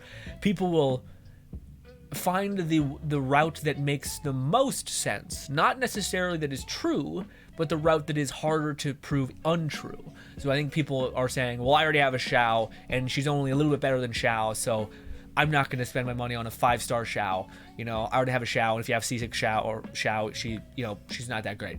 But I think a part of it is because they're like, I can't wish, or I don't have the ability to wish, or I don't want to wish. Or I'm not like, I don't like the character's look, but if she ends up being really strong, then I may make a concession, and I don't want to do that, you know. So I think a lot of that is people just finding a way to pad their choice. In fact, that's another thing I would like to talk to you guys about. It's something about social psychology as well. How do I put this? How do I make this so that you guys can throw your 2 cents in this? Because this is kind of a whole thing. What do you think is the best way to convince something, to convince somebody of something? Kind of a real general thing, but let me see if anyone is willing to take on that. What is the best way to convince someone of something? Chat. Stephanie says, the choice comes before starting to use. Once you're an addict, maybe it becomes a disease. Just thought, no scientific proof. Yeah, I think largely it's based on the idea of how people's lived experience. So like, I think a lot of people associate it like, I don't know if I want to get into this, but like I was watching this kind of I went down the rabbit hole of this kind of similar adjacent things. Basically, I watched a YouTube video of a song that was about like a person losing their mother to drug addiction or opioids, and then a lot of people took that music video, and showed it to other people who reacted to it, and a lot of those other people happened to be like former drug addicts. And it was interesting to see some of those people had this huge proclivity to like God. So like they took all of, and I see this a lot, where people will take all of their struggle, they'll take all of their something, and they'll basically nominate something else of equal strength to them. So they'll basically use like, God save me, God, stop me from using, or whatever. And that's, again, I'm if you're in the camp of like, if you're okay now and you take care of your kids, I'm happy. But like, it's just interesting to see people go through these usual like clear lock-on points for, even in some regards, not like saying you've done something incredible, you're capable of incredible things, not that like someone else did it for me and that's why I was able to do it. Like, as much as I understand people's proclivity to that, because that also acts as like kind of this benevolent thing that's watching over you, which I understand, but at the same time I'm always like, shouldn't you also, that was you, like you have in your possession the capacity to do incredible things. Don't let other people take that from you to a large extent. Like, that's why a lot of people will pop in here and say like, oh, I wouldn't have been able to make it up to like Let It Die, Tower of Barb, whatever, without your guys. And I'm like, I always kill that shit immediately. I think bullshit. Not even close. That's you. You did that. Know that you are capable of things like this. You found information, you found a way to succeed. That's life. So you have the capacity to do that. Just do that again, and you should probably have a better life. But anyways, people just try to be nice as well. So part of me is like, thank you so much, but stop it. But stop it. Zero says, yeah, boy, get that what that Excalibur. What? Elliot says, incentives? Question mark. What do you mean? Zero. Oh, I see. In regards to how to convince someone of something, incentives. A little bit, but okay. Let me ask you guys this: if you want someone to truly believe something, like say if you're raising kids, do you give a big incentive, or do you give a big consequence? If you're raising children and you want to make them believe something, do you give a big reward, a consequence, or maybe something else? And to what extent is that something else? Zero says, show them. Seeing is believing, after all. All right. Okay. Lovesick says, but I've enjoyed playing Elaine as a main DPS for DPS more than support. And if you have a sac, or if you have a sacrificial bow, and the bow that can reset your cooldown, you have chosen for her to release the skill and keep rolling the dice. Oh, I see. Yeah, that sounds awesome. Weirdly enough, consider that her symbol in the way of her burst is active, and you go do damage. I feel like I've jumped 2 sentences, unfortunately. Skills into his burst can sort of strikes, as well as you are not wasting time until her skill when her burst is active. Okay.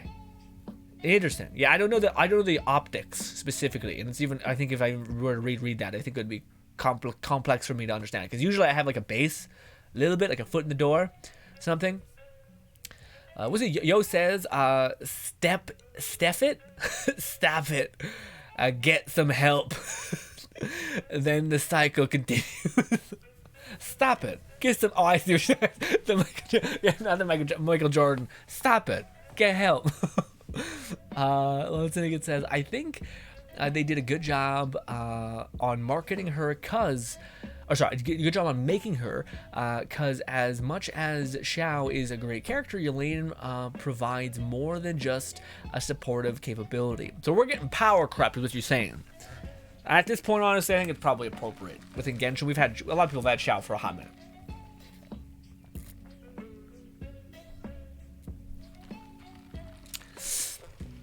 Okay, so I asked you guys a lot of questions. I appreciate the brave ones amongst you who threw any idea or any inference that they had. Elliot says, processing. I just want my Uncle Death to hang out with. I just want Uncle Death to hang out with and not have to think about kids. Well, what do you call it? To me, it's interesting because you said incentives. So to me, that was one of the things that the book talked about, which I thought was really cool. But when it comes to trying to convince anybody of anything, so another way I could have phrased the question, which probably would have been better, was why the hell do fraternities force people, even if they're given other like incentives or other things, other kind of ways that can stop Hell Week? Because fraternities have this thing where they have an initiation period where they do cruel things to people. Sometimes they take a person, they strip them down into all their clothes, and they throw them in the bush in like a fucking random outback forest. And there's been plenty of cases where so many people have died to fraternities, like fraternity, pledge week, all that stuff. Some people also horrible stories of like something called the atomic bomb that used to happen, where basically a person would hold up their arms above themselves and they would let all the fraternity brothers punch them in the stomach and back repeatedly. And then there's that story ended in the person having like internal organ damage. There's also a story of a person who they had like a initiation thing where they grabbed a piece of like lamb meat or like liver, and they got them to swallow it soaked in oil, and people couldn't do it. It got lodged in the throat. Kid died. So there's plenty of these things, but regardless, the evidence is proven that for whatever reason, these college campuses want people to basically stay, want these like horrible pledge nightmare weeks to exist. Now, the question becomes, why is that? Well, the book that makes a really good point of, one of the things is that people value things to the extent in which they had to suffer or go through pain to get them. And they did a test on this. They went to a college fraternity where they basically got, like, these researchers set up a program where basically it was like for women who wanted to have a sexual like group to talk about sex ed stuff with, etc. But they made them take, like, I think it's like electric shocks or like some sort of thing in order to get into it, and the greater the shocks and all this stuff that they were willing to do, the more they valued kind of a minuscule group, because the researchers made it as boring as humanly possible, and then they rated what they thought of the group at the end of it, and all the people who had gone through worse valued it more. Now, the funny thing about this is when it comes to this is what you could talk about when it comes to fraternities or when it comes to children. When raising children and trying to give them a belief that you want, you would not do this. So there's two options that most people kind of see. They basically tell their kid a consequence. They basically say, if you do this, I'm going to get mad, or I'm gonna give you, like, you know, for me it was like, you're gonna get spanking or something. And then there's the other option of like, okay, well, if you do this, I'll buy you a toy, and I'll do that. Now, what happens with the human brain is the human brain will basically, that will work, essentially. Both options will work, but what happens when the person who's giving the gifts or when the person who is delivering the punishment is no longer there anymore? Well, when the person's no longer there to deliver the punishment or give the gifts, then the person will just act outside of that belief. So say if you wanted your kid to be honest and you said, okay, well, if you're if you're dishonest, I'm going to cut your tongue out. Brutal, horrible, but good odds the kid's not going to fucking say a lie.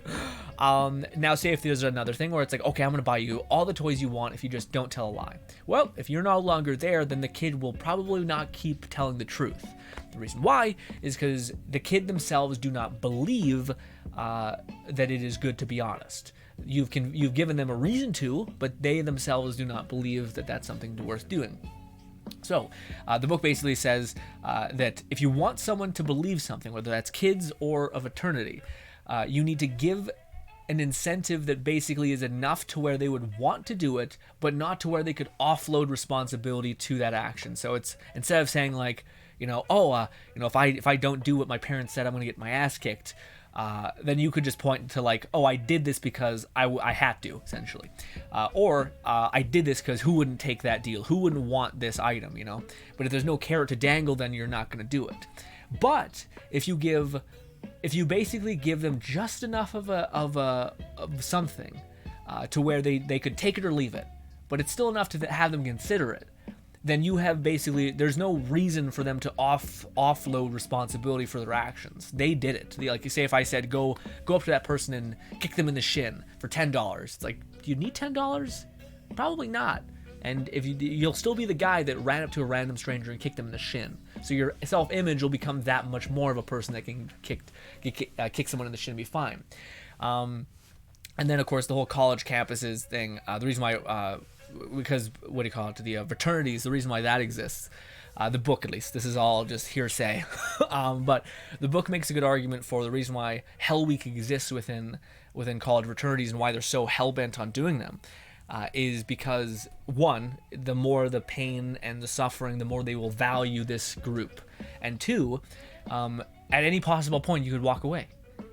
So all the pain and suffering, you have to choose. You start to do that. Now, if they force you to do that, then you would not value the thing you were forced to do that. You were forced to make all these horrible choices.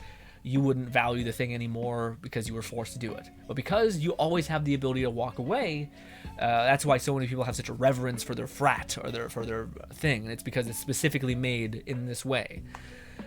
But that never answered the question of how do you convince someone of anything. And I don't know if you guys care at this point, because it's just me rambling about a book I read that I think is really interesting for a lot of people. But it's It's a book about like the psychology of the minds and how certain people are kind of triggered into doing a certain thing, like automatically doing a kind of action. Yo says I read that. Elliot says, so boarding schools or gang mentality. Where is what are you talking about, Elliot? What is going on? Are you okay? But yeah. Oh, dude. Oh, my tummy's turning. I don't think I have enough water today. Oh, I'm gonna pass out. Oh. Also, I should stop talking about that book. I have to, like, my brain's like smoking every single time I try to think, because it's so much. BC says I'm late. You're right on time, BC, in my heart. Anyway.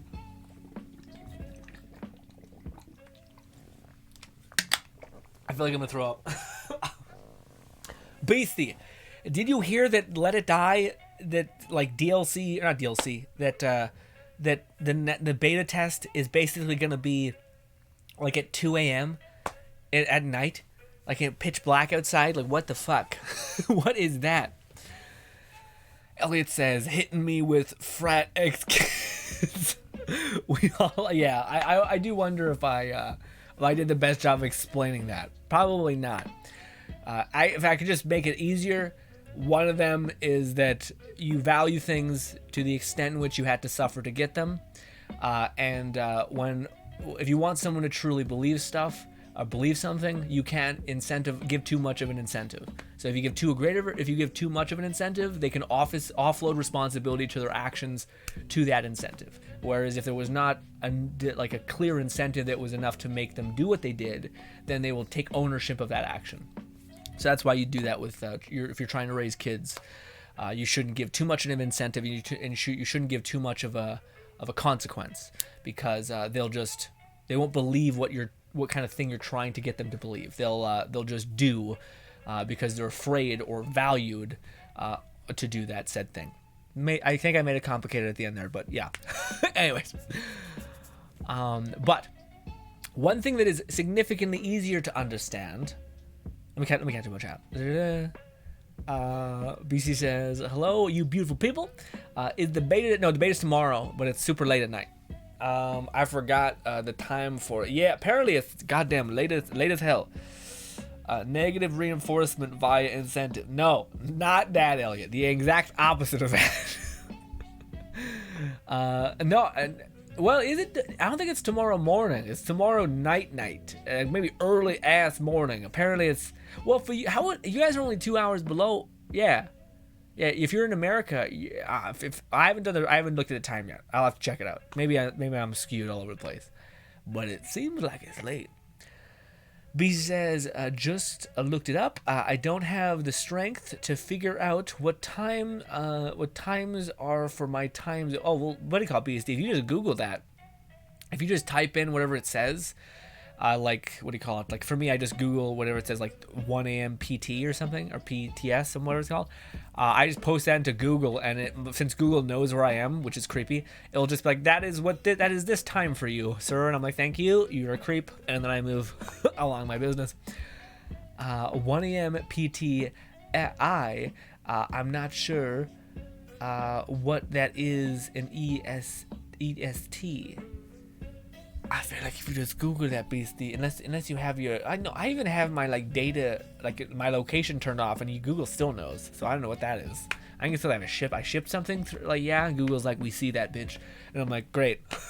Fucking good. God damn it. But I did ask you guys, beastie, my guy, beastie. Okay, beastie, how would you convince someone of something?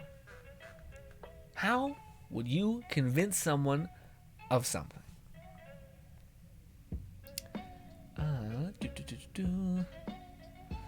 My vision's going blurry, by the way. It doesn't bode well for how, me right now. But yeah.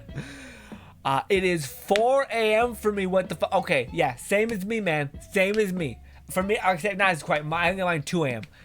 Brutal. Fucking brutal, beastie. Absolute bullshit. Absolute nonsense. At 4 a.m. for you, though, but also it goes to 4 a.m. to 8 or like whatever. So for you, you might be able to get up early at around like 7 or 8 and still be able to play it. So there's still something. There's an amount of time where you can jump in. Welp, looks like I'm not sleeping tonight. Really? You're gonna... That's fucking mental. That's a... Why? Jeez. Do you not like rest, my guy?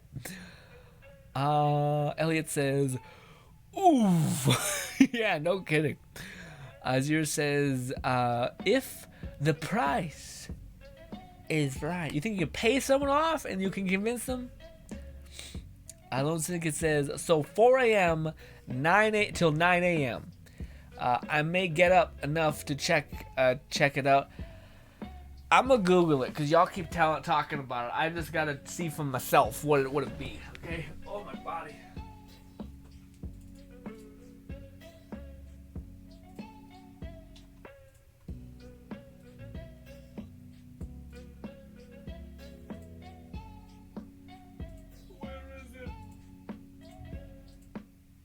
Let it die thing.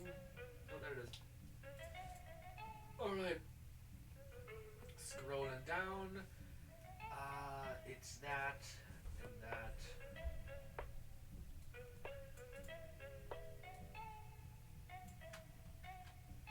This paste.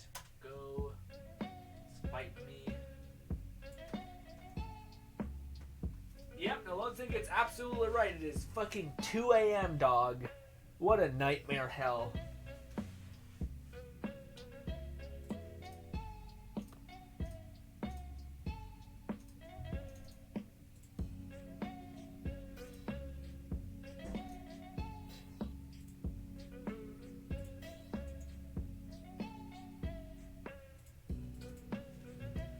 I'm back. Ooh. Oh. Okay. Where's the button, damn it, damn you? There we go. Nope, that's wrong. Oh, it kind of looks nice, doesn't it? It's just like perfect distance. This. Whew. Okay, when in regards to the question, how would you convince someone of something? Beastie says, I would try and get them to see the positive in the more than likely negative, since the one conveniencing them probably sprinkles in a little bit of lies, depending on the severity of what it is. So the odds seem more in other person's favor. Let me see. I gotta reread that. My brain is getting real staticky, real fast here.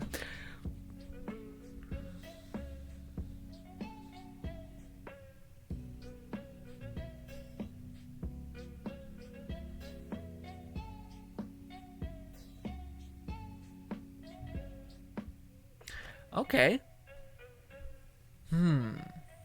I'm not sure how that would look in practice, but interesting. Okay. I like the idea. Everything seems pretty decent. The idea of what do you call it? Positive, like trying to show the positive things. But that's also one of the things, Beastie, is human beings are significantly less motivated to do something if it is.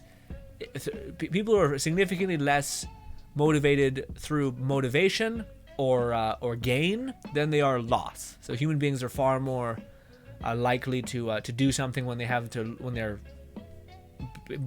losing something, essentially. Same thing with people are like 2 times more likely to avoid pain than to gain pleasure, is what the adage is. That comes from behavioral psychology, by the way. Lone Ticket says, also, Countryside, the game I've been talking about is good. Like, I got almost all of the best characters, and I haven't spent a thing in the game. Ooh, that's nice, man. That's a gacha game that doesn't seem too gacha. But also, what's going to happen when you finish that bitch? Lone Ticket, oh, gosh. BC said, what game you talking about? Is, what do you call it? Lone Ticket's playing this mobile game. But yes. Genshin, right? This one? No. This is a different game. Genshin. Lone Ticket is playing. It's like a. I forget what it's called, but yeah, he's been keeping me up to date on it. Lone Ticket, you want to talk to him about? Go ahead. Yes, this game is like a Genshin kind of competitor, which looks interesting. But Beastie, what's interesting, because I've been asking everyone this question throughout like the last couple hours with diminishing results, I'll be honest. But I also understand that it's like, I don't know how to answer it if I didn't read the book either, because it's just kind of a fucking like, I don't know, dude. I guess it depends on what the subject is. What am I trying to convince someone of, you know? But the funniest, so there's a thing in the book, and it's called consistency and what's the other word? Let's forget about it. Long story short, there's an example of an insane or like kind of fucked up research that went on in World War II. Basically, communist China, when they were working against America and all of these weird war things, they basically got a lot of American soldiers within a prison camp. But shockingly enough, the Chinese camp had a crazy turnover rate for compliance or cooperation from the soldiers, from the U.S. soldiers that were captured. So basically, it was a deep dive into what did they do to make people comply? What did they do to increase cooperation with someone that the soldiers were like told to not cooperate with, and were kind of had a lot of reasons to not do that. And this is kind of in essence how you convince someone of something, at least to me, which seemed like it was freakishly. I could understand how that could work, I guess. But basically, the idea is that you would start with a small concession. So what they did, the Chinese Communist government at the time, basically got the soldiers who were captured to basically admit that, can you at least admit that America's not perfect? And the most American, even the prisoners, were like, yeah, I can agree with that, sure. And then they said, great, that's all we want. Can you write down all the ways in which it's imperfect so that we can see and improve our own country if we find any parallels? And they said, okay, sure, why not? We'll do that. So then they started doing that. And then what they would do is they would take that information and they would let a class see it. They would also put it over the intercoms. They would also spread it to other like newspapers in China. And all those things. But what that does is when you write down something, all the like faults of America, slowly but surely you start to believe what you are writing or what you are saying. Like think of how many crazy intrusive thoughts or weird thoughts you have throughout your head. None of them define you, but if you were to say them to somebody, you were to say, hey, this is what I've been thinking about recently, it weirdly makes it real. It weirdly makes it like now exists.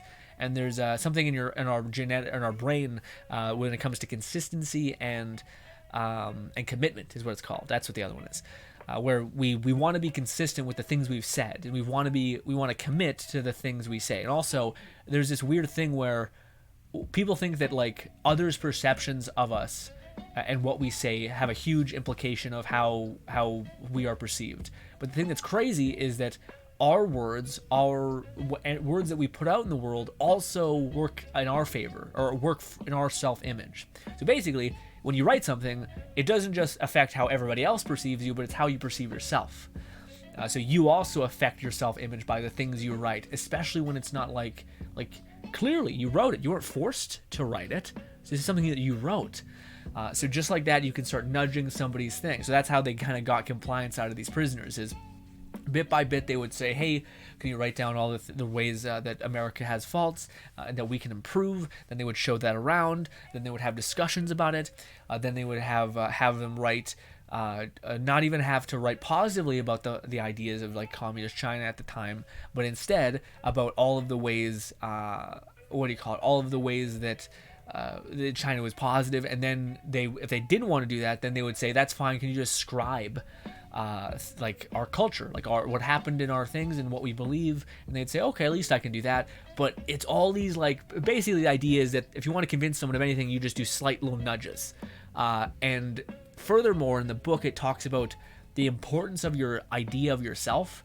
And there's a bunch of studies that are really interesting in the book that talks about this. But it's basically, how do I put it? If somebody can give you a reason for doing something, and then it is in our nature that when we have a reason to do something, we'll start finding other ways. So if somebody introduces you to an idea, and they make a good argument for it.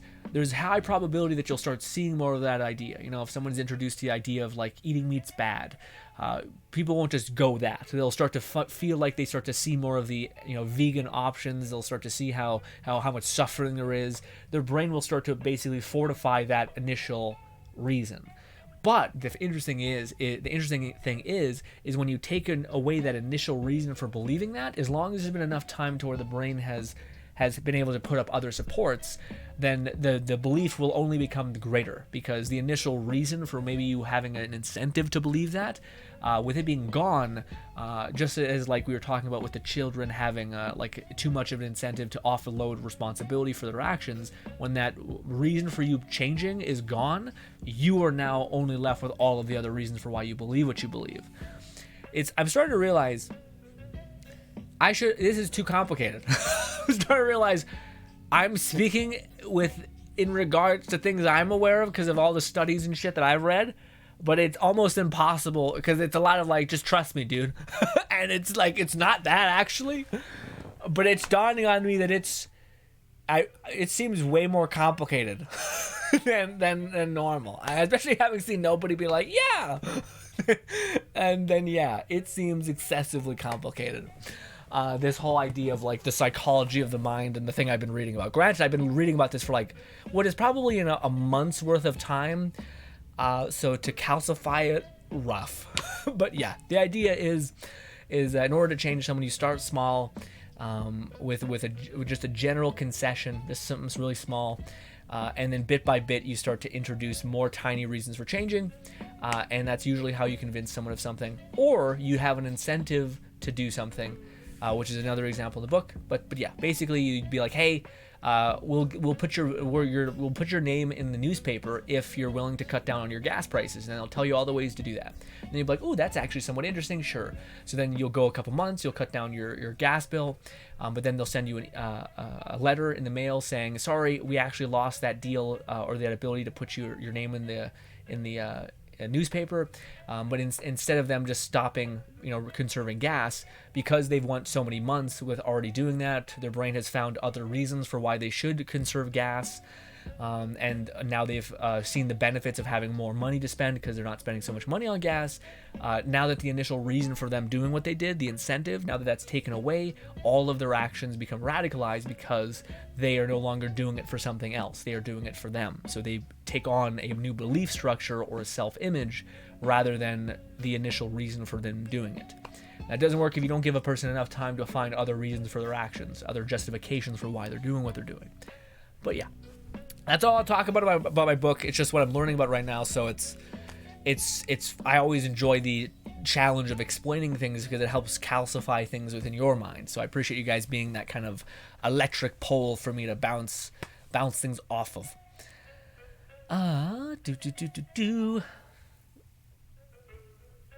Let's catch up on all this. That's how I got my brother to take a hermit crab and rip the claw off my little crabbo. Rest in peace, buddy. What? That's how I got my brother to take a hermit crab that ripped the claw off my little crabbo. Rest in peace. What? You got your brother to kill your crab? Is that what I'm garnering, man? That sounds metal as hell and kind of fucked up. Beastie. Why does the game look like this one? I hope it is competitive to Genshin. Hopefully, it's a little bit darker though. It's quite dark and moody.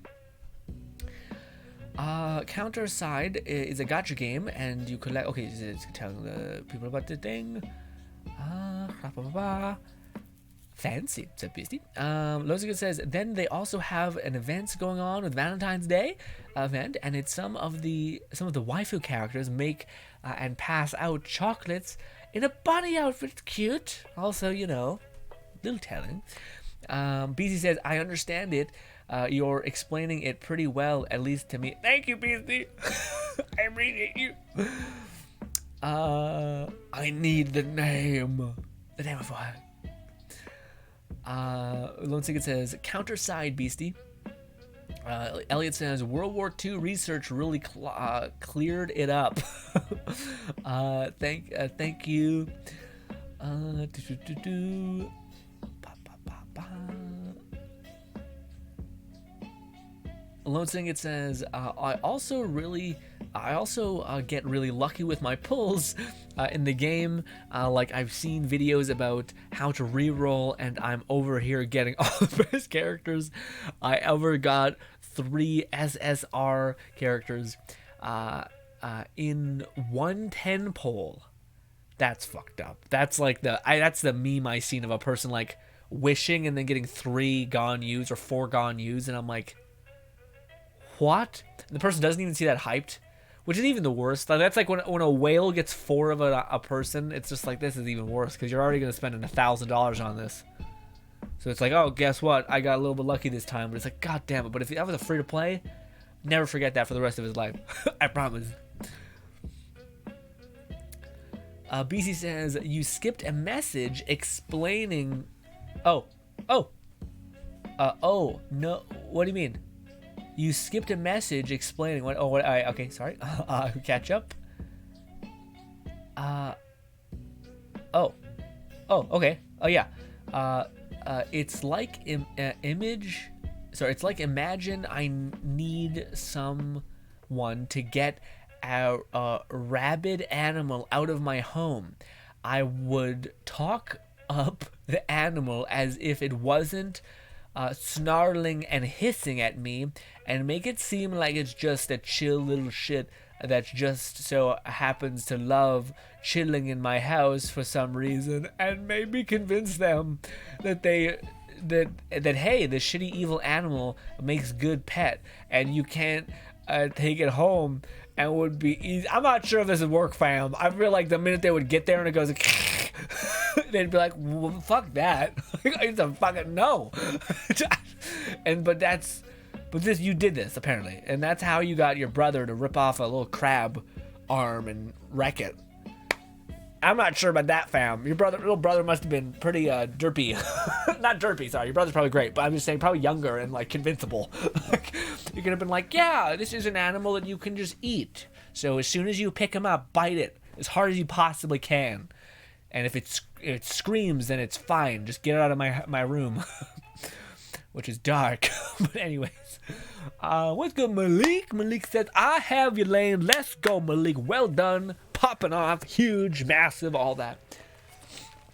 Lone Singed also has your lane. He's been talking about this whole time. Apparently, she's amazing. This is so good. I'm not a big like random people love their espresso, Starbucks nonsense. It is real good. It is real good. Okay.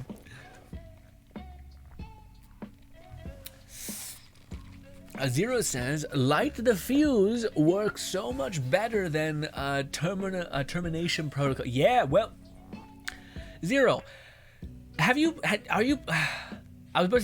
playing the Redux of Borderlands, what is it, 2? Light the Fuse works so much better than Termination Protocol. Well, Termination Protocol, really? The Termination Protocol is pretty good. Or are you slow? Yeah, I think you're slowed, but yeah, you can still shoot and move around. But Light the Fuse, man, I always thought was shitty. Maybe they when you're playing their first playthrough, Light the Fuse is great, but when you're in New Game Plus, Light the Fuse does nothing. You're sitting there throwing dynamite and it's like tickling an enemy. No, still TPS. I would assume that's just the base game. Yeah. Beastie says, I loved that crab. Okay, no, a hermit crab I got to make my little brother Crabbo feel more comfy in his tank, tore his arm off, and my Crabbo died. And sadly, I convinced my brother to take the demon crab with him when he visited a little bit ago. What? So he ripped off his arm? A hermit crab I got my little brother a crabbo. I'm so sorry. It's just a setup piece. I'm losing. So you got a crab, and then you had another crab. That crab killed the crab. You told your brother to take the crab that killed the crab away, but you convinced him that that crab was not a sick fuck that ripped your little poor other crab's arm off. Did I figure it out? Or am I off? I may have misread it. I tried to go back twice, but yes. You're making me seem like I was about to say, I was like, Beastie. I was like, this is not like Beastie. I know Beastie. Beastie wouldn't do this. This must have been a low point, if anything. Blasphemy. I would never harm an innocent crab. I never knew how. I don't really feel love come off of a crab, you know? I feel like it's a very bug-like, kind of like, yeah. Although I do think it's metal as hell when like a crab is... it's one of those crabs that's just brutal, but like whenever they determine that there's like a predator, they'll just fucking rip off their own arm and throw it, and then like start like scooting away. It's just like the most violent metal thing ever. Where they're like, "Eat this, sons of bitches," and then they backpedal, and I'm just like, whoa, that is a lot. They also seem unbothered by it. They're like, yeah, is what it is. I ripped my own arm off.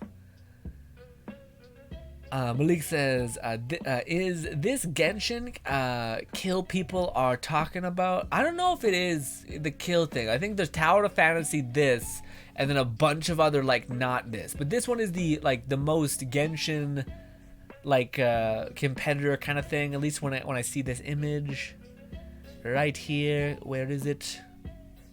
Where is it? This? Yes. When I see this makes me think Genshin, because it's an open-ass map, you have multiple characters, it's a little more darker. I don't know if it's going to be the killer of Genshin, I think it's just going to be a different version of Genshin, I guess, because it's like darker and all that stuff. But who knows, it could be 2 million years away. Pre-sequel, yes, unless it was already dead when it just, and then just the food at this point, ew. BC says yes. Okay, so that's what's happening. I got you, BC. I know you're long enough to decode what's hippity happening. Zero says, why didn't that count as a second wind? Oh, I don't know. What do you mean? Like, you mean like the you die? I assume. What do you mean? Are you talking about the execution protocol? Oh, or do you mean like when Kree goes and explodes, that could be the thing that picks you up again? Okay, that makes sense. Yeah, I guess that in that case that is pretty good. Beastie says, then Crabbo taps his claws against your fingers without warning. Is that right?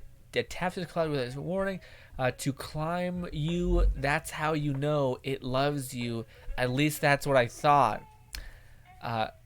Okay, so did it just fuck you up? Beastie, I'll be honest, this is a really weird pet to have. To me, if I could have an animal, and I would be okay, I would be fine. The only like animals that I feel like outside of dogs that I would want that is like stupid to have, but it would be cool. Not a fucking tiger, not a gorilla. I'm not a psychopath. I think a raven would be sick to have. I also think a what do you call it? What's that goddamn thing? What is it called? Raven would be sick, and a goose. White goose, I think, would also be lovely. I've seen like images of a white goose, like a little kid going up to a white goose and hugging it, and I was like, that's cute, and it's like a pet. I don't know if they're like pet animals. I think ravens can be just like companion animals, essentially. Like just they're just really clever, and yeah. And then the other one would be, this one is the real like, I don't know, I'm not even sure if I even want this. I just saw an image of it recently, and I thought this looks cool. But it's one of those things that go into the water. It's not a beaver. it's actually an animal that's really fucked up. It's real dark. It's a horrible creature. It's like a beaver, but not quite. Elliot says he was whispering in the Crabbo ear. Take him out. Yeah, just whispering. Well, okay, guys, let me paint you an image, okay? You're sitting in your bed. You're sleeping, all right? You're having a good time. But it's right around that time when, and maybe, okay, let's paint a better picture. You're sitting in your bed. You have a significant other that you're also sleeping in the same bed with. Maybe it's just like a girlfriend type situation, who knows. Regardless, you basically set your time for a certain amount of time to wake up every day. Your girlfriend stays the night, hey-oh, boom, all that. But she doesn't know that you're waking up at a certain time. And we have that thing where when we wake up at the same time every day, we kind of hover over our what do you call it? Our fucking alarm, basically ready to get turned off, right? So here's where the image starts. You're sitting down. You're about ready to, like, you can feel yourself started coming into existence. You're like, okay, my alarm's going to go off in a couple seconds. And then you hear kind of displaced movement to your right, which is your companion moving around. And then you start hearing, like, whispers, like... You start hearing whispers. Like them, like, let's make it cute. They're like, you love, insert your girlfriend's name. You love, insert your girlfriend's name. What would be your reaction? How would you handle it? In this scenario, you're sitting there sleeping, your brain's awake, but you haven't moved, and you start hearing this voice real close to you say, you love, insert your companion's name. Insert your companion's name. How would you react? What would be your thoughts? And ladies, same thing. If anyone's here, same thing. Your boyfriend's sitting there being like, while you guys respond, I have to use the washroom.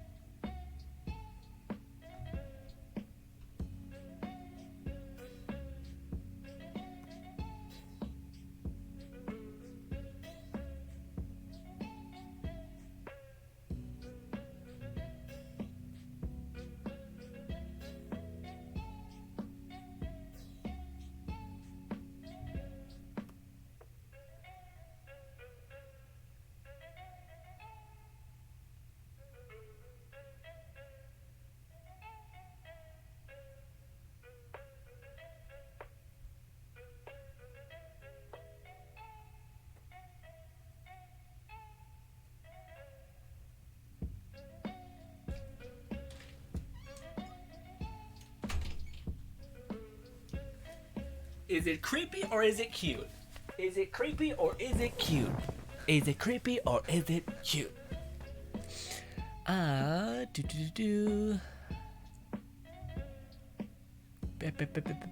Used to love picking up soldier crabs when I was a kipper. What the kipper? Best best sage? What? No one's saying anything. No, or like, you know, I don't know how I'd respond to that, honestly. A girlfriend's sitting there trying to fucking worm tongue you while you're trying to sleep, to love her greater, all right? Baby, plate pie, I think, is the plural of super cute. Okay, now what if we corrupt it a little bit? Okay, same instance, same situation be happening. If a crabbo could mimic or talk, I might not be that concerned. Depends. All right. All right. Anyways, we're gonna corrupt this situation a little bit. Okay. So, you're sleeping, same thing, not sleeping, you're kind of just awake, cognitively present, and you start hearing, same thing, your companion, your significant other, start whispering shit in your ear. Okay, this time, it's not something so cute as like, I want my partner to love me more, or to care for me greater, hypnotize shit. Instead, she's like, buy me, or he's like, buy me this thing, you want to buy blank this, you want to buy blank this, constantly, repeatedly. What would be your response? Hit me with it. For me, I don't know how I'd feel. I feel like I would be like, I would immediately go into, I think I would wait. I think in my head, I'd be like, I'd plan it out. I'd be like, I want to wait for her to like calm down, for her to eventually get tired. And then I'm going to like start like, and find a way to force it back, essentially. Boom, right back. Or I would play it up so hard, like, you know, I really have the urge to go spend all of our money on these things, like 5 purses, let's go 10 purses, let's just completely spend all, and just like ruin it. Just make the person feel so bad about this thing. You know, am I fucked up? Am I a messed up person? Baby, that crabos are still awesome, even without words. I feel like crabs are neat. I don't know if I guess, yeah, I don't know. Do you feel like love from the crab? You know, like a sense of like a dog, how you're like, you know, they care for you and you care for it. Is it, or feel like it'd be a very one note kind of feel, but maybe. I'm gonna buy a specific thing for myself and rub it in your face. What? If they're telling me to buy stocks, I'm on it. Positive vibes. What? What do you mean, Elliot? That would hurt. I mean, if a crab did that. There's like 2 conversations going on right now. I'm not a part of one of them. I'm like, which one is for me? Add each other, please. Because I am lost in the sauce. Ladies and gentlemen, this has been a goofy fun stream. Thank you kindly for spending some time with me. Is there anyone we should go raid this fine day? Yes. Malik says, also, he's saying something I want to catch up. What did Malik say? Malik says, by the opposite. By the opposite? But I feel like that would give, yeah. I feel like I want the person, because that you want a person to be like, you trying to manipulate me. Guess what? You hypnotize me so badly that I'm gonna self-detonate basically. And then I would also do it to the point. I'd probably save it at the very end of the night. Oh, that would be such a good way to get back at a person. You're like, okay, well, that just happened. Weird. You go throughout your day until you get to the very end of your night, and your girlfriend's staying over again. And you're like, hey, yeah, I just spent like $2,000 on insert whatever the person was asking.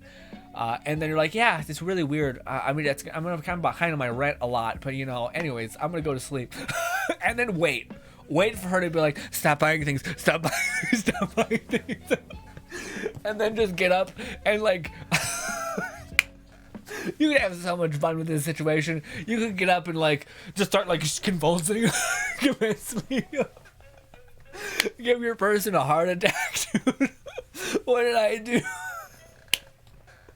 I'm a sick person, anyways.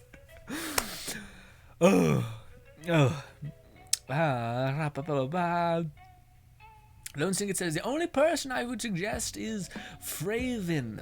Oh, right, we've rated her quite a bit of times. We've rated her pretty recently. Yes. We can never have enough Frey. Beastie says. You have a point, says Malik. What do you mean? What a point? Elliot says you ask for this grabs mega pint. Okay. B says I too vouch for Frey. If nobody else is, everyone's game for Frey, baby. I think also somebody gifted me a fucking sub accidentally when I was just hanging out in their chat because I go to work out immediately after. And I want to give some moral support and all that. But, ladies and gentlemen, here we go. We are going to go raid this lovely person who we raided many times, but she's also seemingly very, very good people. Also, it seems like she's doing a collab stream. But ladies and gentlemen, thank you so much for your time. Hope you guys do enjoy the rest of your day. I will be editing a video for you today. Granted, it's kind of a quick stream edit video of our Deathverse kind of a beta play. Not sounded horrible. Beta experience, kind of let it die beta experience thing. Play. We're rating person. Oh, God. Thank you so much for your time, ladies and gentlemen. Hope I can see you again next stream. I don't know what we'll be doing tomorrow. We might just be doing anything at this point because apparently we're not going to be able to really play Let It Die because craziness. Bye.